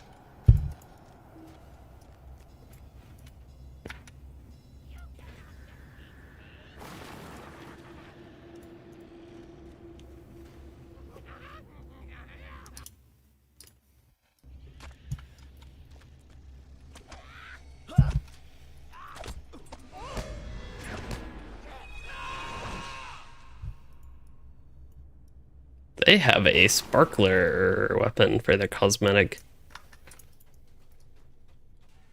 Guessing from a festival. Yeah, if the Ultimate Fan Bundle had a flying mount, that would be a lot more exciting. I don't know how, if LOTRO actually had flying mounts, I honestly don't know how confident I would be that it would work smoothly. Especially as I'm just trying to kill this bat kind of smoothly. But yeah, actually seeing these bats, the more giant bats, being ridden by the goblins. I don't know. There are probably lore people to say this, but who is to say that you can't have good bats, non-evil bats? Oh, that gave a lot of XP. 85. Windswept Black Ash. That's right, that's the name of the stuff here. So Black Ash wood was used in a tiny bit in Ingmar, so it could be windswept from there, but it's not like Ingmar had a bunch of like lush forest full of trees. But Eregion had a lot of this stuff. And if I remember correctly, Forakel had no trees, no logs, nothing to gather, no forester stuff. Oh, dwarf remains. I completely forgot I needed to do something with those. What was I doing with these? I don't think I was collecting them. Oh, I guess I am collecting them. Oh, wow. That's a friendly crush, by the way. Maybe I should get my crystal out.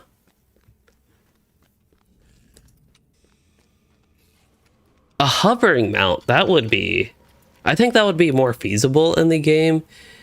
And I could see that working better and like actually being something eventually added to the game.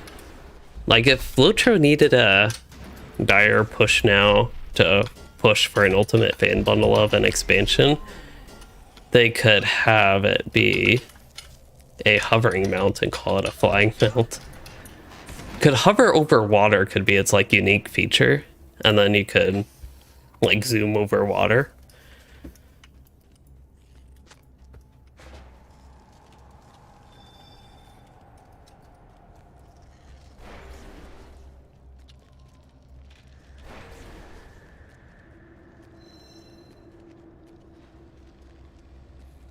I could try to tell them that you'll all give $140 for a hovering baby great eagle.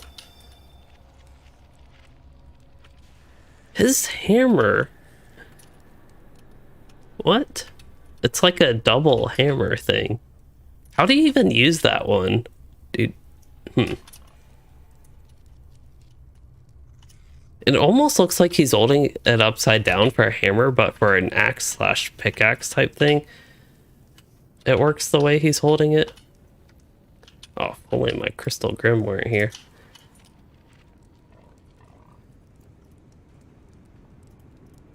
He's actually floating a little bit. Details we're supposed to ignore. Floating dwarves.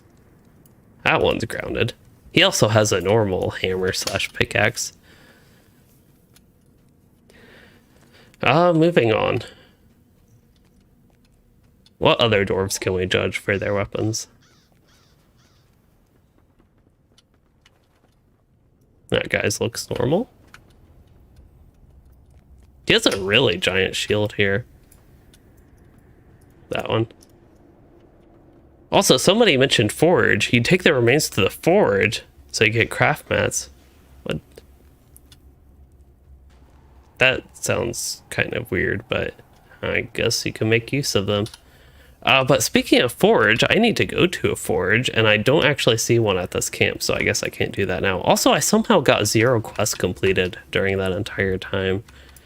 So is this green guy? Forging a path. Wait, add the dwarf remains to the forge. Oh.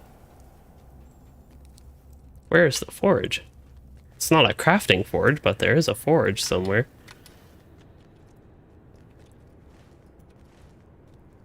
Oh, there is a forge. It's a non-craft... Is it really a non-crafting forge? Or is it just not showing on my minimap? It is a non-crafting forge, but it's a forge. That's a little annoying. As we always have. Flying pig as a mount. There are As far as pig mounts go, there's the new one from this expansion, and then there are two. I guess I should search mounts. And then there are two from the War of Three Peaks, so there are a total of 3 boars in the game. Should probably move this one, make this my more active boar. I like the simpleness of the regular Elder Slade one, actually, so I do like that one, but yeah. So there's also a cooking thing here. So we turn the bones into heritage runes and silver coins. Nice. At least that's what I got out of it. I don't know if there's a way to upgrade War of Three Peaks. There is a way to upgrade, of course, Gundabad, but yeah, I'm not sure you can upgrade War of Three Peaks. Ah, I was confused for a minute, thought it was an NPC. So I still have plenty of things to do over this way. So far the questing, I feel like my experience has been muddied by the lag. It's almost hard for me to judge the questing with all the lag here. It's really disrupted the flow of it, which is, I think, a really important part to questing, how it all flows together. And right now it feels like there's no flow. Oh, that's a minstrel. Oh, I do need to defeat bat riders now, though. I'll try to get a tap on it. Got a tap on that one. Actually, I don't know if I got a tap on that last one.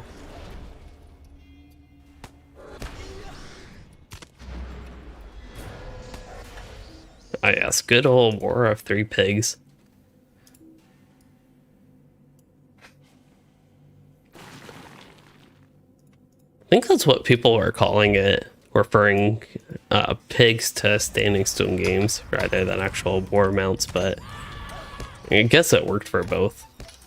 Oh, maybe I'll help this minstrel someday. There we go.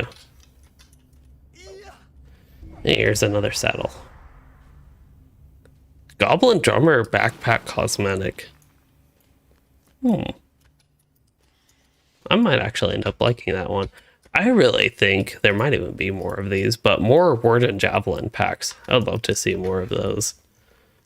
Because basically all my Wardens end up just using this one because I haven't been in the mood for cloaks in this game for a long time. I like backpacks.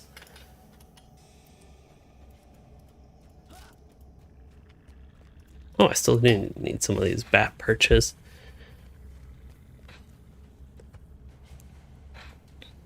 Yeah, I do like all the random goats they have in this area. I don't know if I've seen a little mountain goat, if they're actually like smaller goats, like baby goats or something like that.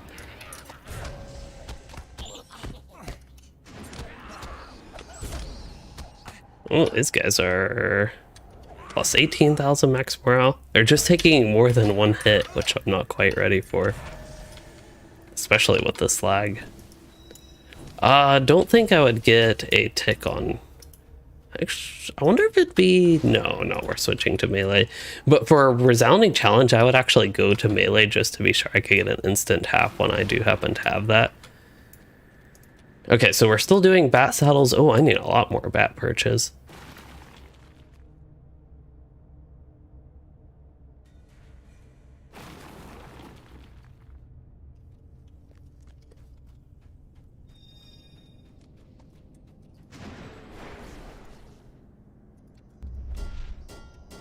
If I'm at some point I need a cave beast. Yeah, I actually do need cave beast, so that's really convenient.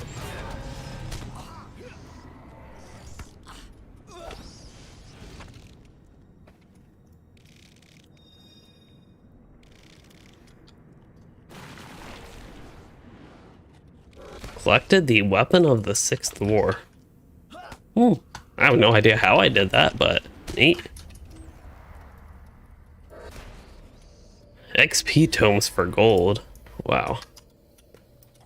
You already level fast enough in LOTRO. I feel like I'll be over leveled. Like, I feel like I'll get to the cap before I even get close to finish with questing in this expansion. Don't need anything to aid the XP. I Well, if I had time to do any preparing again, I had all these things I wanted to do before Gundabad came out, but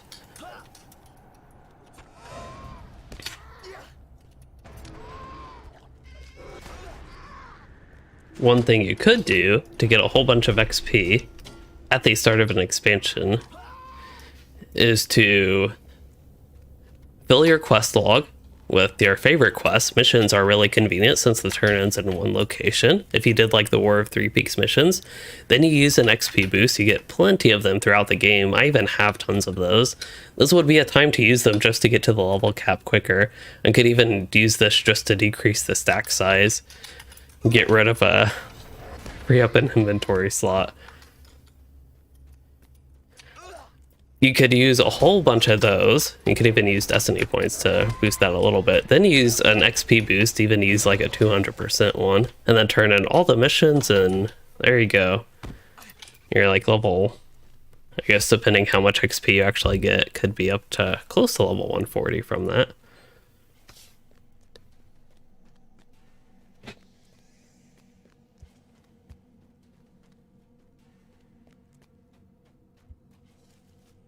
Where am I going? Yeah, that's the problem with checking notifications. Ah, the Merkin Mirrors. This is an interesting place. I feel like I have that to say about a lot of things. These are glowing. Are they like glowworms? Something like that? Inside these? These honeycomb things look like, yeah, Grodbog Hive. I would guess these eggs are for Grodbog, but they look like they're glowing. Maybe Grodbog eggs glow.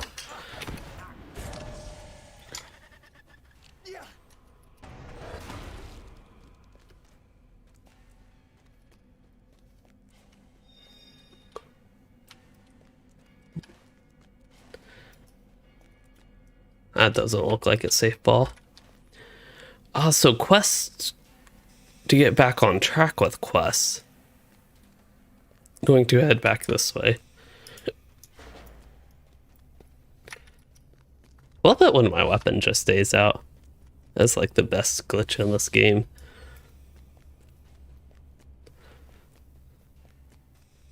Not feel guilty / dirty for not choosing a Runekeeper?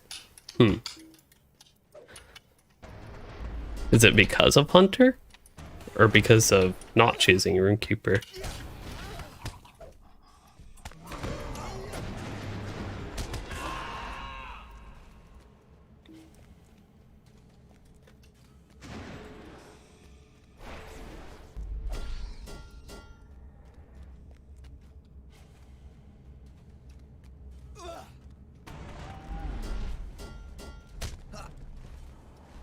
This is still not where I need to go. This is an interesting structure. I wonder if that's intentional that it looks like this down here. Ah, both of those, okay. Frost Rimed Black Ash Branch. Sounds like I should clean up my inventory some. Oh, I even have stuff in here. Okay, we need town services, perfect. I also should turn in some task items, but I have plenty of stuff I can sell a lot of this, I think. Don't need no tier 13 essences. Strong Ring of Oaths taken. Replacing my old Embers gear, but now they disenchanted 2 motes, of course. I am really surprised they didn't convert Embers into motes. That's like a standard thing that basically every other game does with level cap currency like that.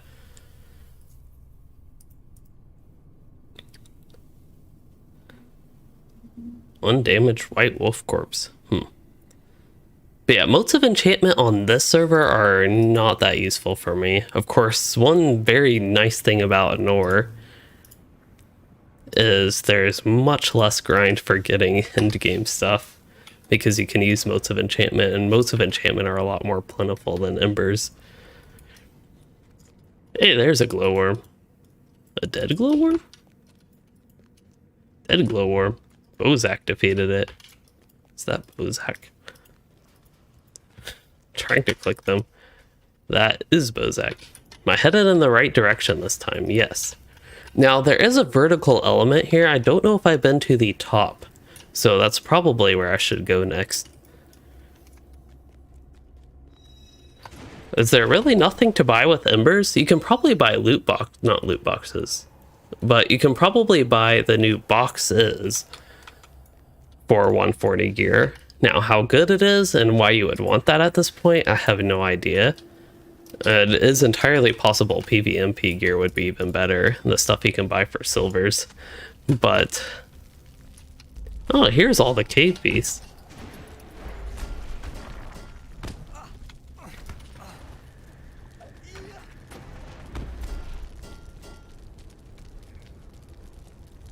Neat little view.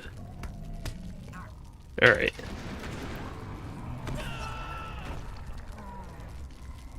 There's something here. It's really tiny, but I saw something here. A Dwarf Trinket. Is that for a quest? Oh, that is a quest available. Collect Dwarf Trinkets, 12 of them. Well, I guess time to play with loading names on pile. This pile looks flammable. Using that has no effect. Set fire to a large pile. Oh.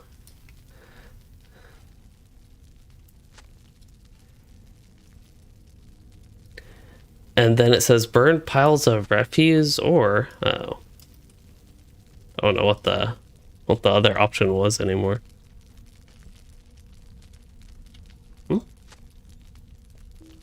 Oh, okay.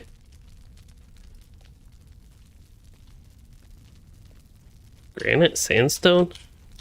Well, I guess I'm going to abandon this torch.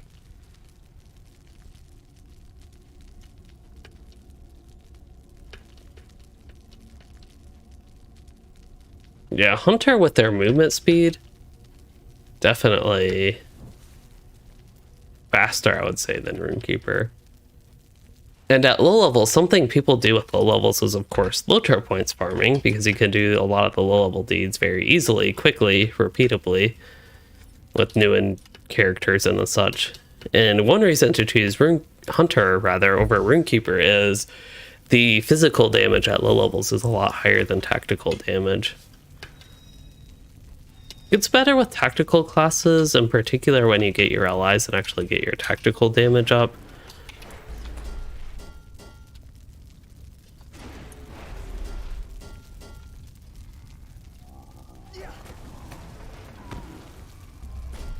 Here's a bunch of piles.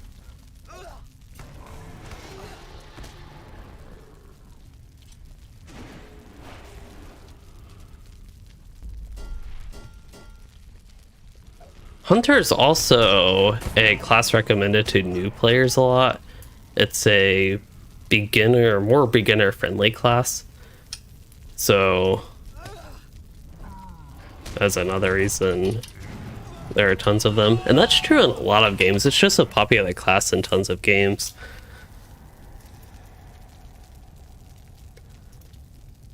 Benefits of Runekeeper: a little bit better crowd control if you're playing the yellow line. There's a corpse. This is really not smooth with burning these piles. I think it's suffering from some of the lag. A lot of these other things. Did I see something Ingmar? Dead Ingmar. Hey, here's another torch. I'm guessing an enemy hitting me will make me drop the torch. Nope. Oh, I just gotta find more piles while I'm holding this. Hey, there's one of those rare treasure chest looking things. We'll go back there for that. Must burn more piles though. Thought I already got that pile. Yep. Oh, there's lots of Dwarf Trinkets here.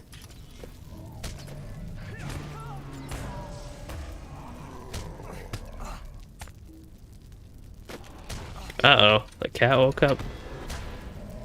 She sure did.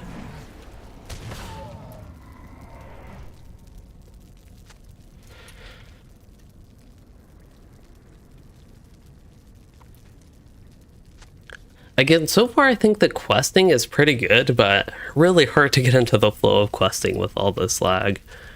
It just isn't helping. Am I still carrying a torch? Oh.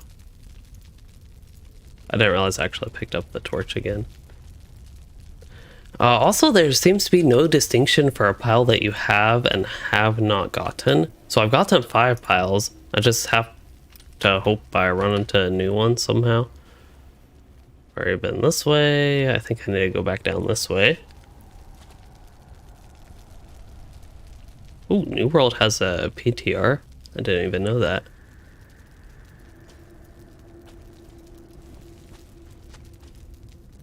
Need 2 more. So Dan's Adventures, the second zone, might be one of your least favorite in the game. Oh no.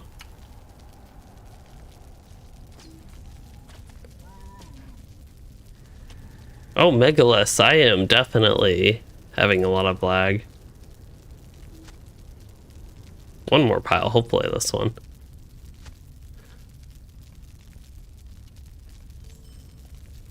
Alright, we can drop the torch.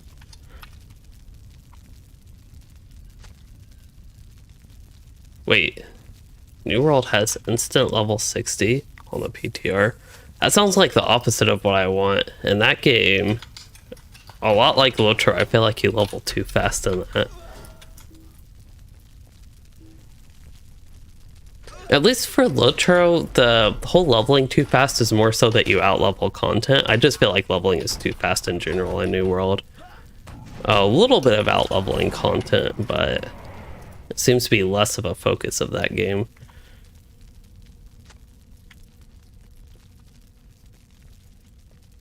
Oh, it's a very vertical zone. I wonder how I will like it then. I know in Moria, I had some initial dislikes with the verticality and falling a lot. In addition to it just being, LOTRO being a more difficult game at that point.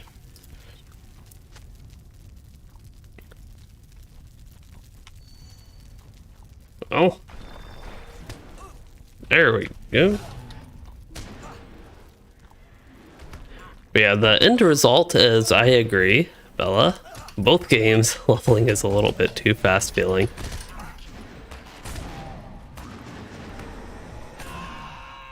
Now my stuff is smoother. Yeah, maps in LOTRO with verticality are not always great. It's something that I feel like can add to the flavor of the place, and I don't mind as much now. It's just something I feel like you have to pay attention to. Oh yeah, I actually never got this chest. I ran by it like 3 times, but here's my first rare Gundabad chest that I'm actually looting. That sealed wax looks really ugly, but I don't know what you can do with wax to make it not look ugly. Rare Gundabad treasure. Do not have enough room to open that. I kind of doubt it will actually have 4 things in it, but if it does, ooh, allegiance. I wonder, can you use rep boosters on allegiance? I actually don't know. And with LOTRO having huge reputation grinds, it's probably not a bad idea if I clean out my inventory by using some of these rep accelerators. I have plenty of them, as y'all can see. I have 185 of the small ones, and then I have 5 more of these medium ones. Hello, Ozan. Thanks to me, you will come back to LOTRO. Well, I hope when you do, that you enjoy it. Also, I feel like I've looted this dead Angmarm like, I don't know, 20 times. Can you just burn him over and over and over again? And I said looted, I meant burn, since apparently we don't want them here. Sylvester, I use the 64-bit client. I definitely think that one is better. Some people seem to randomly have issues with it, but generally it is better. It's a more up-to-date, I don't know if you'd call that architecture, but it's more up-to-date. Oh, he was just taking a nap and then sprung right up. I mean, I wouldn't have attacked him if he didn't get up and start hurling at me.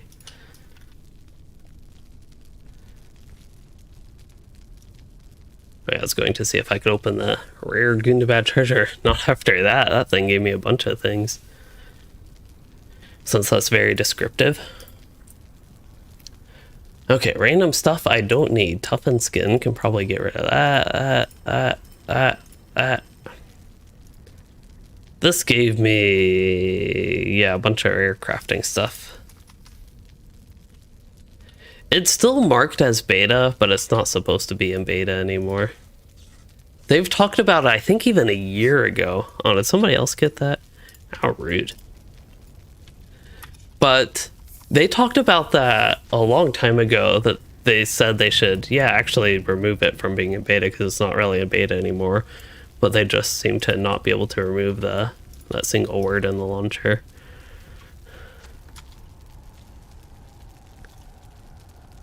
I wonder how the 64-bit servers will help performance, though.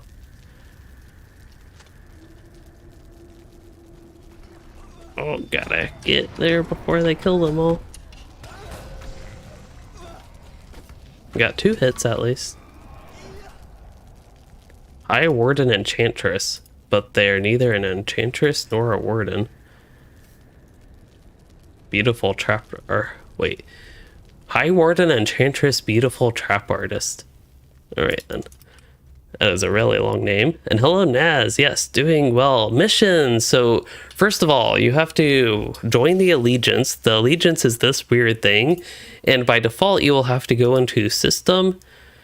And then you do Character here. But you can't go through this character panel. You have to go to the System, then Character, and then Allegiances to go to the Allegiance panel. Now you can put it on one of these little icon thingies down here. What I did was on the right side, I have this one selected as Allegiance, but that's actually what it was by default for me. That was already Allegiance, so I just had to switch it to something and then turn it back to Allegiance, and now it's there. So now I just click here, and there's the Allegiance. So you need to join that, and you need to start the Allegiance quest to do the new missions. Now the new missions, if you're below level 130, you will have to spend a mythal coin to get there. That is a bug. It's not intended, but that's currently the state of it.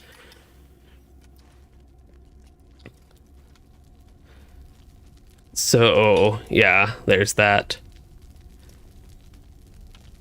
The thing that let me sell from my inventory, that is a subscriber town services. You have to be VIP to get that, and you have to talk to an NPC to get that item. It lasts 48 hours.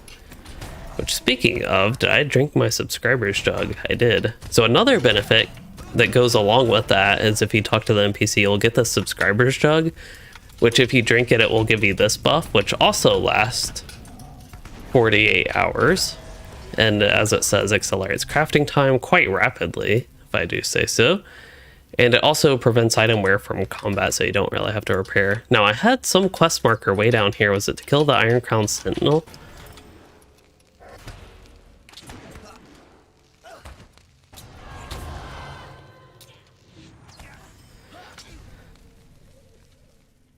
It was, but now I need to, what, burn them?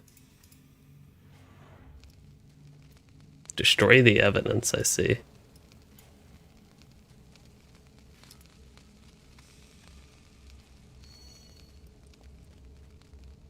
And the NPC is, yeah, somebody said base cities. There's one in Kellendam that's kind of nearish the Stable Master, and then there's also by the Boar Fountain, and Bree is the one I usually end up going to. Okay, so Ozan, yes, Wardens are not really much tanks anymore. You're not the first person to say they quit LOTRO because of the... I don't know, quit LOTRO because of the Warden, but that was one contributing factor.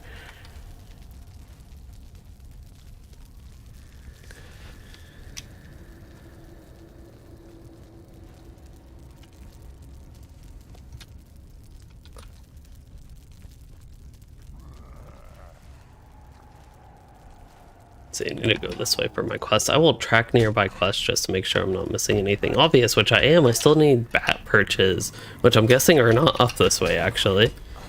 I guess I need to go down for that. The question is this a dangerous fall? As long as I don't die by misadventure like Menace and Orgel. I actually see the 2 bat perches now.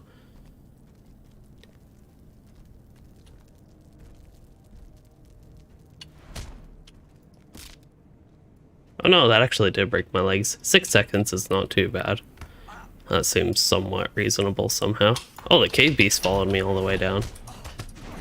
Yeah, this level 132 mobs, I can't quite rely on one-shotting with precise strike, precise throw, whatever it's called. These, I guess I shouldn't actually do that, but all my dots, they're still one shot after they actually take a little bit, like range resounding challenge and the such. But with all the people here, that really is the most convenient thing for me to get taps in. We're already up to 98 out of 120 for Metagird Beastslayer. I would ideally like to, I guess, go ahead and finish these deeds while I'm questing here. Yeah, that Cave Beast did not give up. Our need is dire. Oh, defeat Bat Rider sentries. New quests. Cave Toad. You can stay there. I wouldn't mind turning in the quests. I also really feel the need to find a crafting facility so I can start gathering those things. Not that they'll be much use for me right now. And just speaking of crafting in general, I haven't actually looked at what you can craft by default. Probably nothing. Crafting at high levels is just not that good in this game to me. I know I talk about that like every time crafting comes up, but yeah, there's basically nothing to craft, it feels like. I know there are some crafting recipes could have some interesting things in there, but they require reputation, I believe, and some of the new currency, which those type of things are okay. Definitely don't mind that type of system, especially if the currency is not limited, as in you can do some sort of repeatables to get it. Also, I never got this bounty quest. And there's a random supply chest here. Why not take it? Oh, was that actually a quest turn-in? So what was I doing here? I was going to look for a task board, see if there are any tasks I can turn in. That is something I do want to stay on top of. Let's see, reputation. There's some new reputation. These aren't the Karam Ubnar, are they? They're they're reclaimers of the Mountain Hold. But as far as reputation goes, which I usually have, this character is clearly not all that well set up. I usually have reputation there.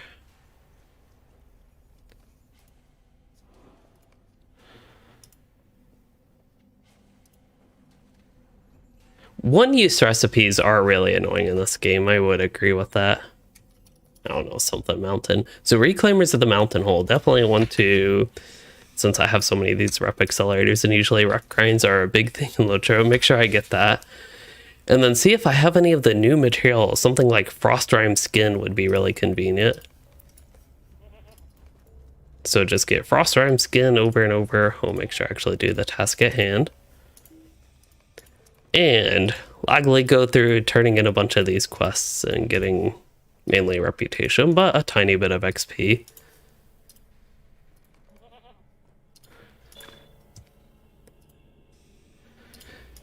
And at this point, we're probably getting sort of close to, oh, I'm at my task limit. Getting sort of close to the wrap-up point for me today. Let's see. We need to go back to Glowin, so I can go ahead and do that. So I'll probably finish up a couple more quests, maybe one more smallish quest set. And then the bulk of my Gundabad launch-ish experience will be tomorrow. But while we're here, I wanted to remind myself the crafting stuff. So it only requires 15 of these coins, and these do not look to be one-time use recipes. So good job, Standing Stone Games, on not making these one-time use. And let's see, tailor. So you can make a hat, you can make shoulder pads, you can make chest piece, gloves, leggings, boots, helmet. Did they actually make really good crafting for this update? At least recipes you can barter for? Is this one of everything? I am really not used to this type of thing being in the game. My initial appearances of these, my initial reaction of these is they're not that bad, besides one of these randomly having like defensive stats. I don't know if you can change the output. Yeah, the medium armor or the light armor itemization seems really funky based on what we can see here. There is, so this is the medium helmet, and then here's the boots. mitigation. And then there's one with tactical mitigation randomly, but none of that with the heavy armor. But I'm just really happy to see these are not one-time use recipes as far as I can tell. And it looks like there's one of everything. That was just Taylor I was looking at, but say woodworker, which this character is not my other word and is a woodworker. There's all these base items. So yeah, I'm happy to see at least there's that. I don't know what sort of rep they require bartering, but makes me a little bit interested in actually working towards getting this stuff. Did wish it would show you what you needed reputation wise. Does that say? It says no, just Reclaimers of the Mountain Hold. Anyway, we have quests. We need to do something here. An intersection of insects. Oh, that's assisting somebody. Untrack that.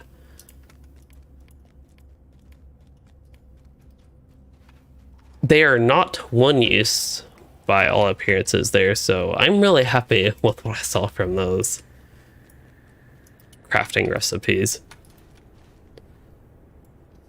Okay, which direction? We need to talk to Glowin. I can track nearby quests again. I know I'll have to get rid of this one. Glowin's over that way. We shall get on a boar.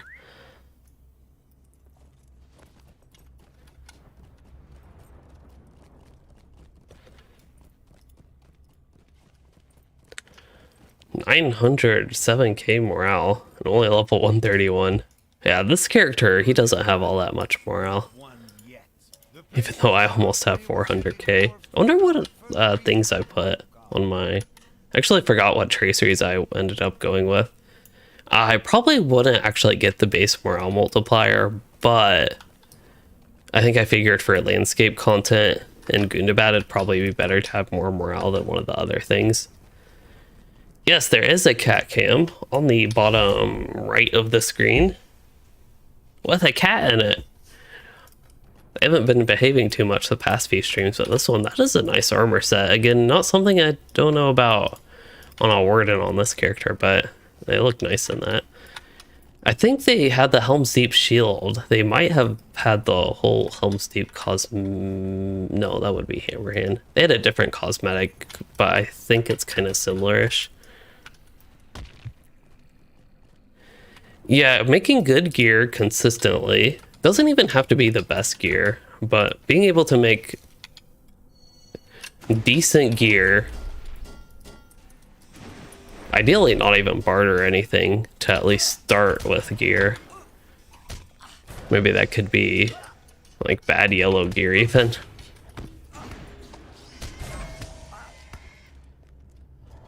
And then yeah, getting rid of a bunch of one-shot recipes would be nice. It's kind of I feel like the idea of the recipe is somehow your character forgets it when you craft the item and it doesn't really make much sense. Like you just crafted it and that means you forget it.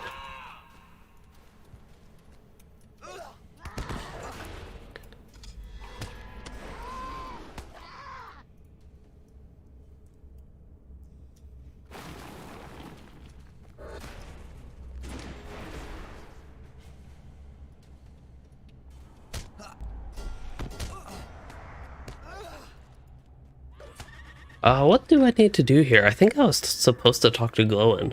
Or I talked to Glowin.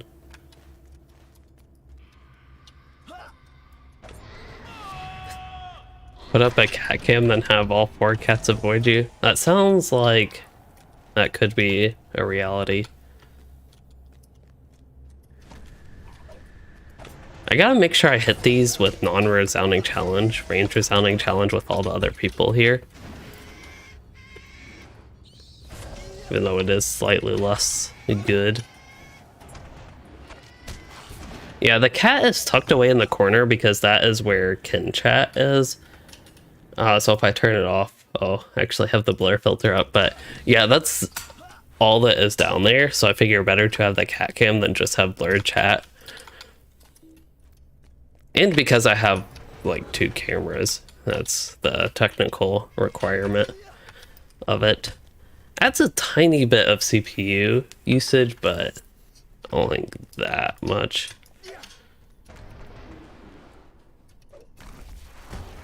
Bind on acquire recipes, I think that should be...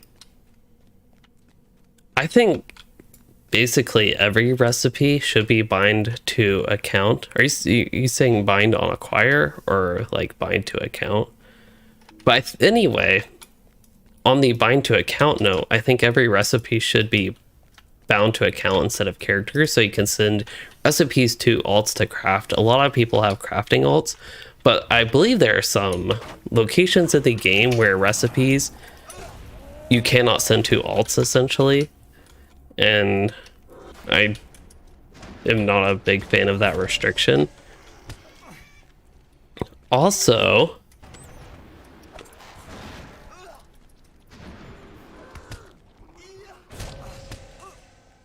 yeah, I think you should be able to use them on your alt and not require anything essentially. Yeah, the cat I figured would be better to look at than in the little blurry chat box.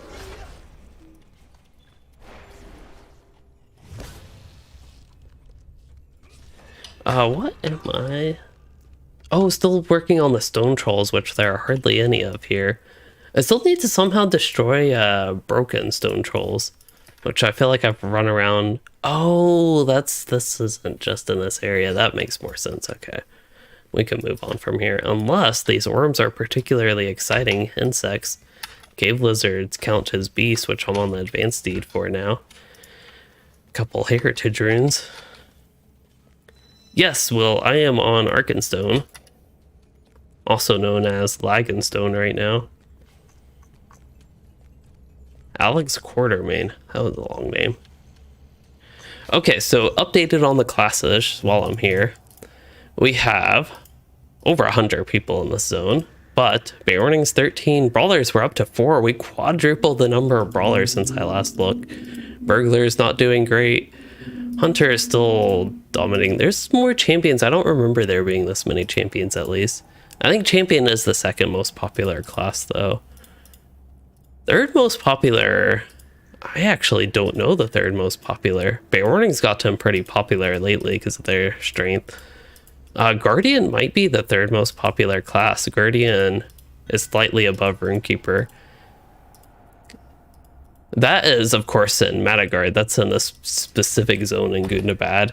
Now, if I don't filter at all, we have 36 Beornings, 24 Brawlers, 26 Burglars.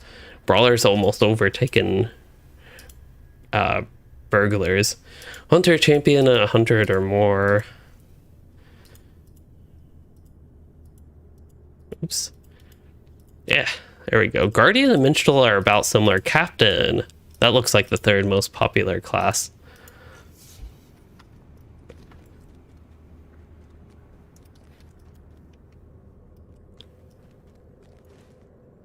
Yeah, Arkenstone is the server I have played on, well, until Anor came along. It was the server that I have played on first in LOTRO. Okay. I have been going almost 3 hours. I'm actually surprised I made it that long. It is. I've been just really busy up until today.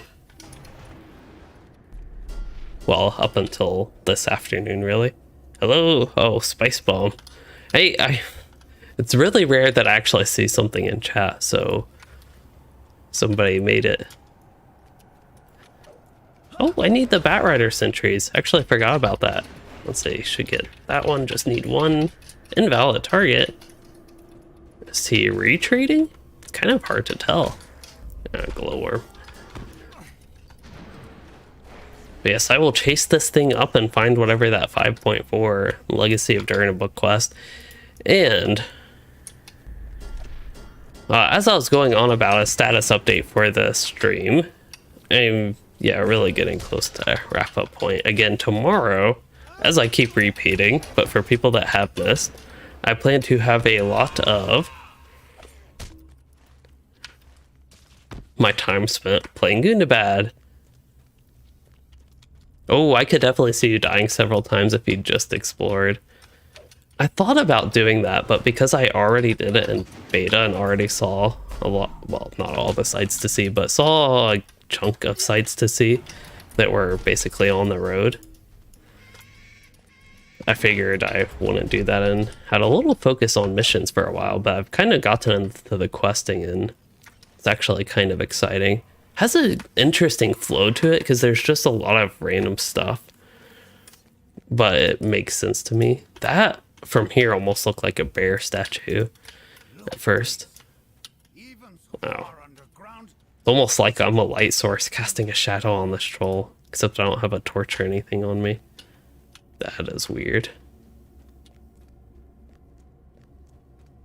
I'm even casting a shadow on Durin. Is my character really glowing that much? See, there used to be a button for this. I feel like I'm going to cause an issue. It's like Alt F10 or something like that was the lamp, but I haven't actually had that work for the past few years in LOTRO. Past couple years would maybe be a better way to put it. Personal lantern, that's what it's called. Okay, so we still have some bat sentries I want to go ahead and defeat. And then we have for the book quest, find a dirty mirror. The dirty mirror. Okay.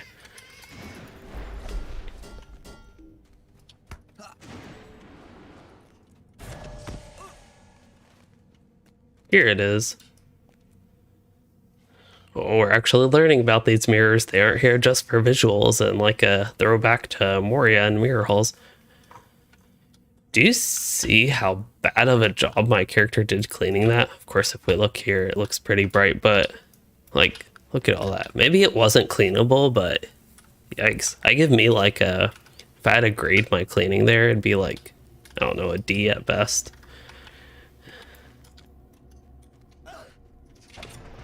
I wonder if they'll have another mirror instance. I really do wonder if modern day LOTRO players would like that.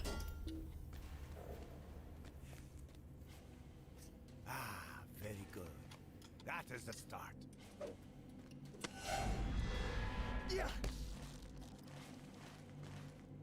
I feel like it would be too slow for some players, or one problem is people tend to just run the fastest instance.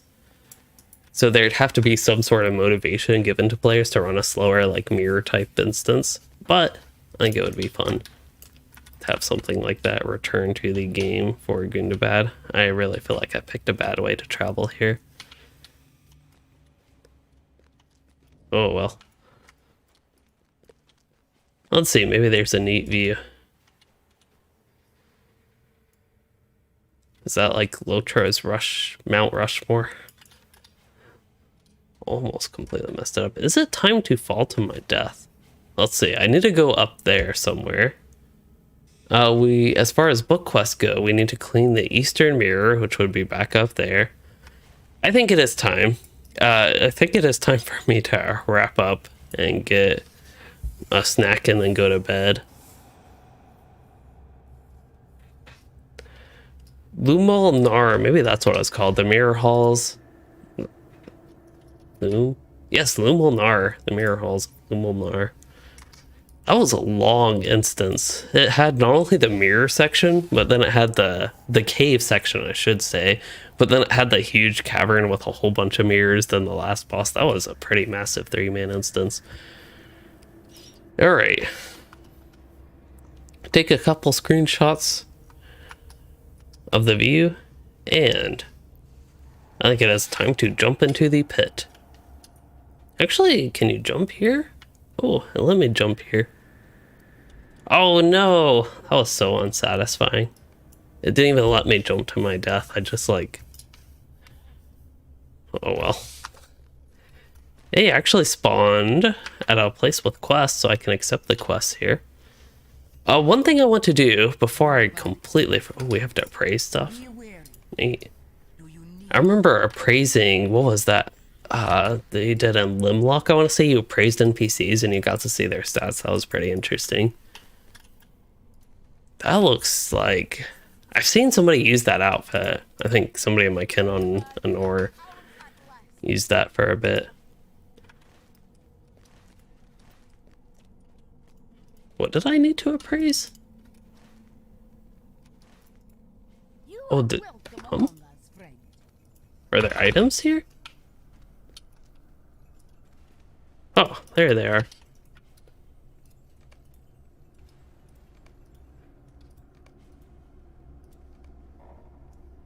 That was an easy quest. Ooh, climbing and jumping puzzles could be neat here. Aye.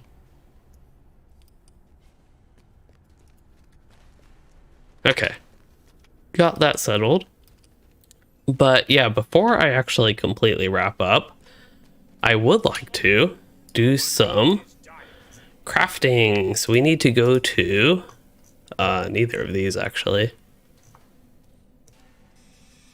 I want to see, yeah, Seep Set. That's the one I want to go to. Steep Set, rather.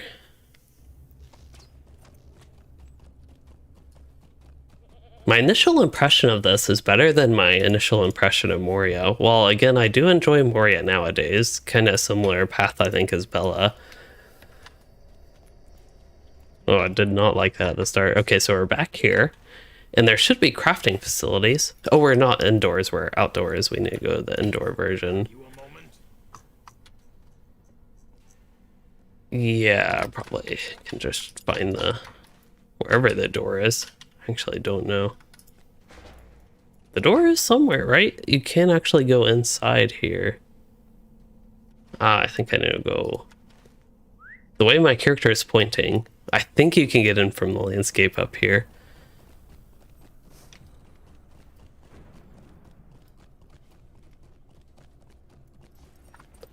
You know what I just realized is I have had the music off the entire time here. I can't believe I just realized that. Because I had that off because my kitten had an anniversary event and we were doing player music and you want the end game music turned off. Hey, Tracery from a quest. That's one thing I think I mentioned in some videos is that the content in Gundabad being built specifically like with the legendary item system is that it would be better. Am I crazy or is this not the actual hall? It's like some outdoor version of it, landscape version of it. Because yeah, this is the actual place. It is possible that you need to go to a mission recruiter to get there. I thought you could go on the landscape because I honestly thought I already did that. So to do that, I will actually, well, I guess I'll fall. I don't know if Rivendell has any mission recruiters. I actually have no idea. I'll check. Wait, but a crafting facility, there still should be some crafting facility in Gundabad, I would hope. Okay, so we want crafting facility up here. Ah, there we go. Maybe that's where I needed to go the entire time. Just gotta deal with the broken legs. I feel like it's been a long time since I've like streamed long enough where I've actually had to sit like this.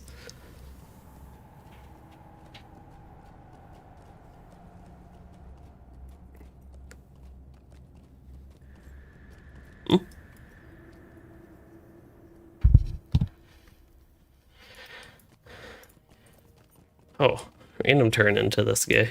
Glory awaits us. Ah, that's why I've seen so many people hail Prince Ingor up here.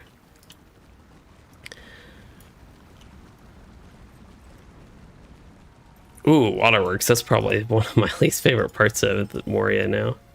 That was an easy bit of questing. Okay. So, yeah, crafting facility. Somewhere there is a forge. I'm thinking it's one of these ones. Workbench, study, and forge. So, tomorrow, plan to spend a lot of time in Gundabad. After that, Edible ingot. Oh, that's for our quest, okay. And then after that, I guess it depends how much I get done tomorrow, but I don't know about Friday. That could be a good day for me to do more like video focused stuff. I'm kind of forgetting.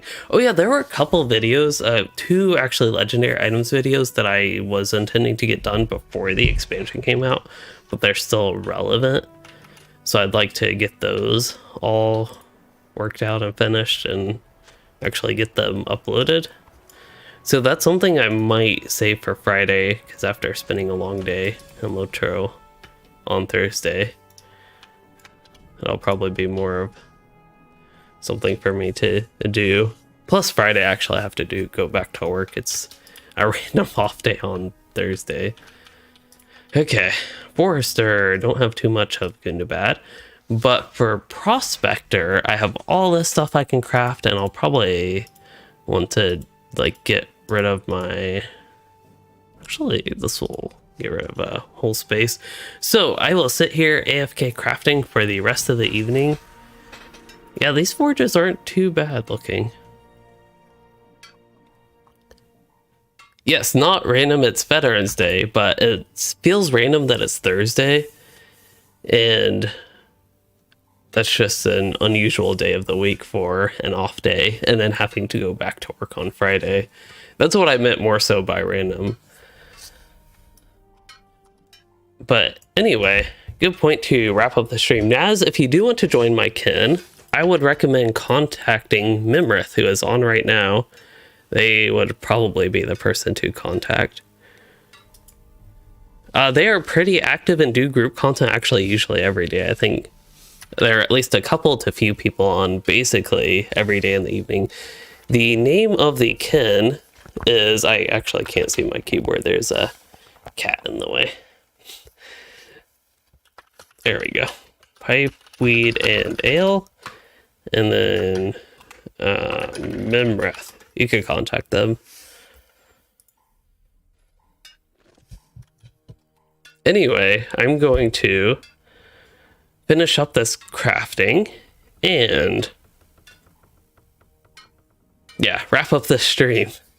So as far as this stream goes, with everything we did, my initial impressions of Gundabad is overall pretty decent. It's been fun, but again, it's been laggy. So that's kind of gone a little bit. I feel like it's taken away from the experience and has hurt the flow of the questing, but otherwise, the content itself hasn't been too bad. The questing has been kind of interesting again, lag issues. And the missions were okay. I feel like I'm a little bit mixed on some of the thoughts on the missions, but yeah, they weren't too bad, besides a couple of them taking a really long time. And then the environments of some of them have been really neat, so that was nice. I'm really happy the missions rewards feel a little bit more useful. And yeah, those are the thoughts I can think of now that it's like bedtime, since I'm on an early schedule again the past few days. So as far as this stream goes, again, I hope you all enjoyed it, and hope you all enjoyed seeing me go through the start of Gundabad. And wow, I'm already finished with this crafting and all that. And oh, I can't actually crit this tier. Oh well, that's okay, I'll just save those.